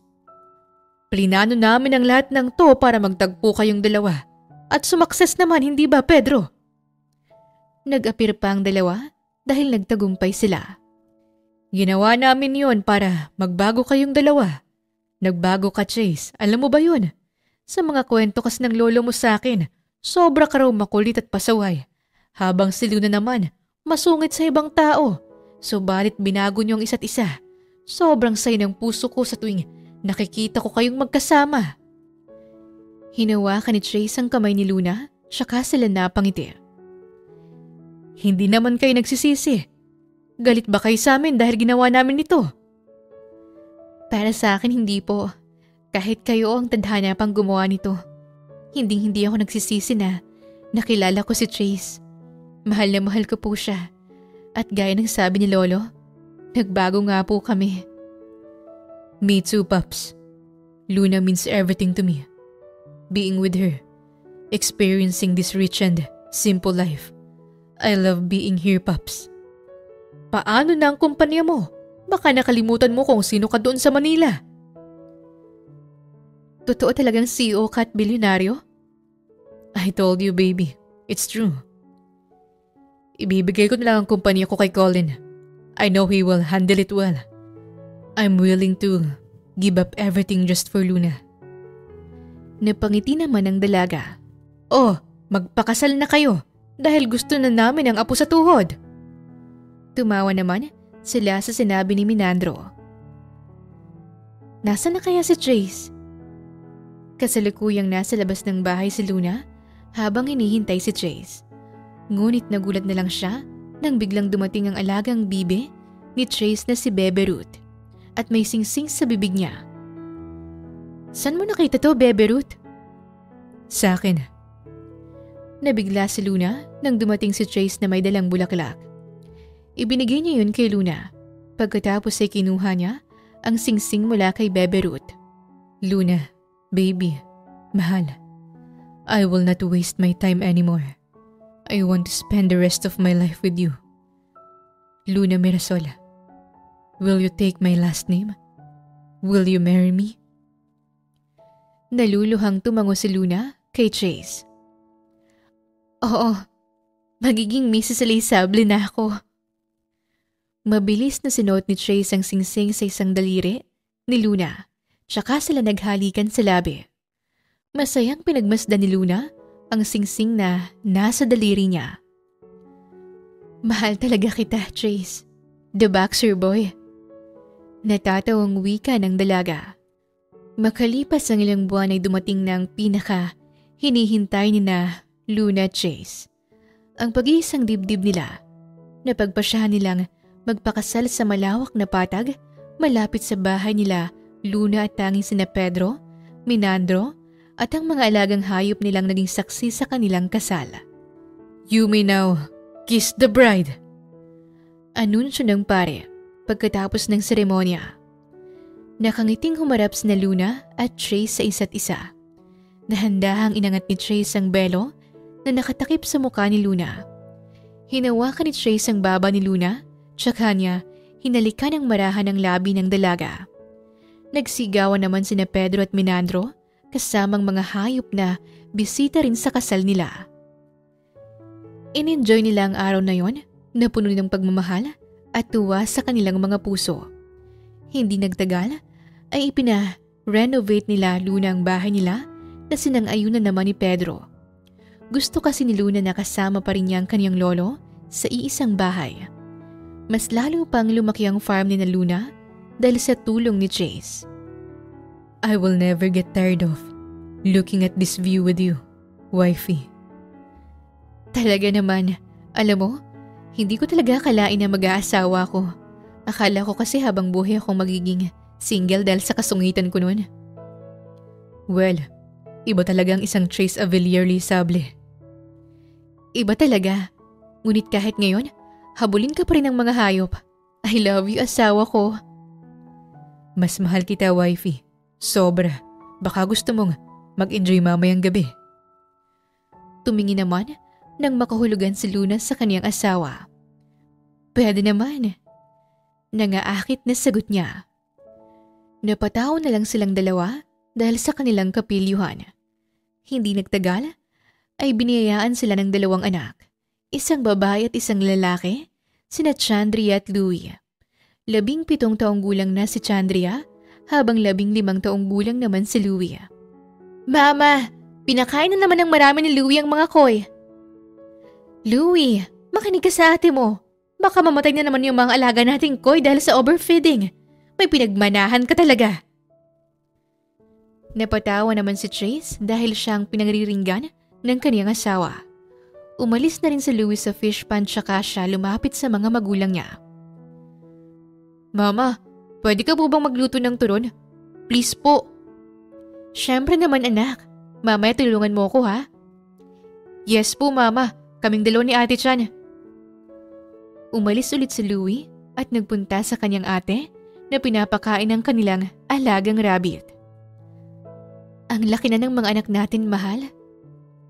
Oo nga eh. Gusto mo ba ng panibagong baby? Ewan ko sa'yo. Masaya lang ako dahil napalaki natin ng maayos at tama ang mga anak natin. May takot sa Diyos. Mahal na mahal ang mga lolo nila. Maalaga sa mga hayop. Alam na rin nila kung paano magtanim at alagaan ang mga to. Ina-appreciate rin nila ang kalikasan. Dahil yun sa'yo, mahal. For us, you are the best mom, the best wife, and the best granddaughter. That's why I love you. Dahil sa ating dalawa, Chase, hindi ko magagawa ang lahat ng to kung wala ang tulong mo. Masaya ako sa nabuo nating pamilya. I love you, Luna. Mahal kita habang buhay. Ganun rin ako, Chase. Mahal na mahal kita. Kami ng mga anak natin. Matamis na hinalikan ni Luna ang labi ng kaniyang asawa na siyang tinugunan naman ni Chase. Masaya nilang pinagmasdan ng mga anak nila na naglalaro. Wala na silang mahihiling pa. Kontento na sila sa simple ngunit mayaman sa pagmamahal at likas na biyaya sa probinsya. Minsan, nagagawa natin ang lahat kahit labag sa ating kalooban para mabuhay at magpatuloy sa buhay. Minsan ay nagiging desperado pa tayo para lang makawala sa isang sitwasyon na wala tayong matatakbuhan. Subalit ang buhay ay puno ng sorpresa. Kailangan mo lang harapin yon ng buong puso lalo na kapag yun ay isang problema. Sa hindi inaasahan, kahit planado, ay nagkakilala sina Chase at Luna. Pinaglaruan pa sila ng tadhana dahil ang sungit at ang kulit ay pinagsama. Gaya ng ginawa ni Chase ay nakibagay siya at nakontento para mabuhay sa probinsya dahil yon ang nararapat. Kahit sanay siya sa kaniyang marangyang buhay, ay natuto siyang mag-adjust. Kahit nahihirapan at hindi alam ang gagawin ay sinubukan niya. Bigo man ngunit meron siyang natutunan at tuluyang nagbago ang kaniyang pananaw sa buhay. Sa ating buhay, ang pagiging simple at kontento sa lahat ay sapat na para mabuhay. Nasa sa atin yon kung tayo'y magiging masaya o maghahangad pa ng buhay na puno ng yaman at pera, ngunit hindi naman buong malaya at masaya. Wakas!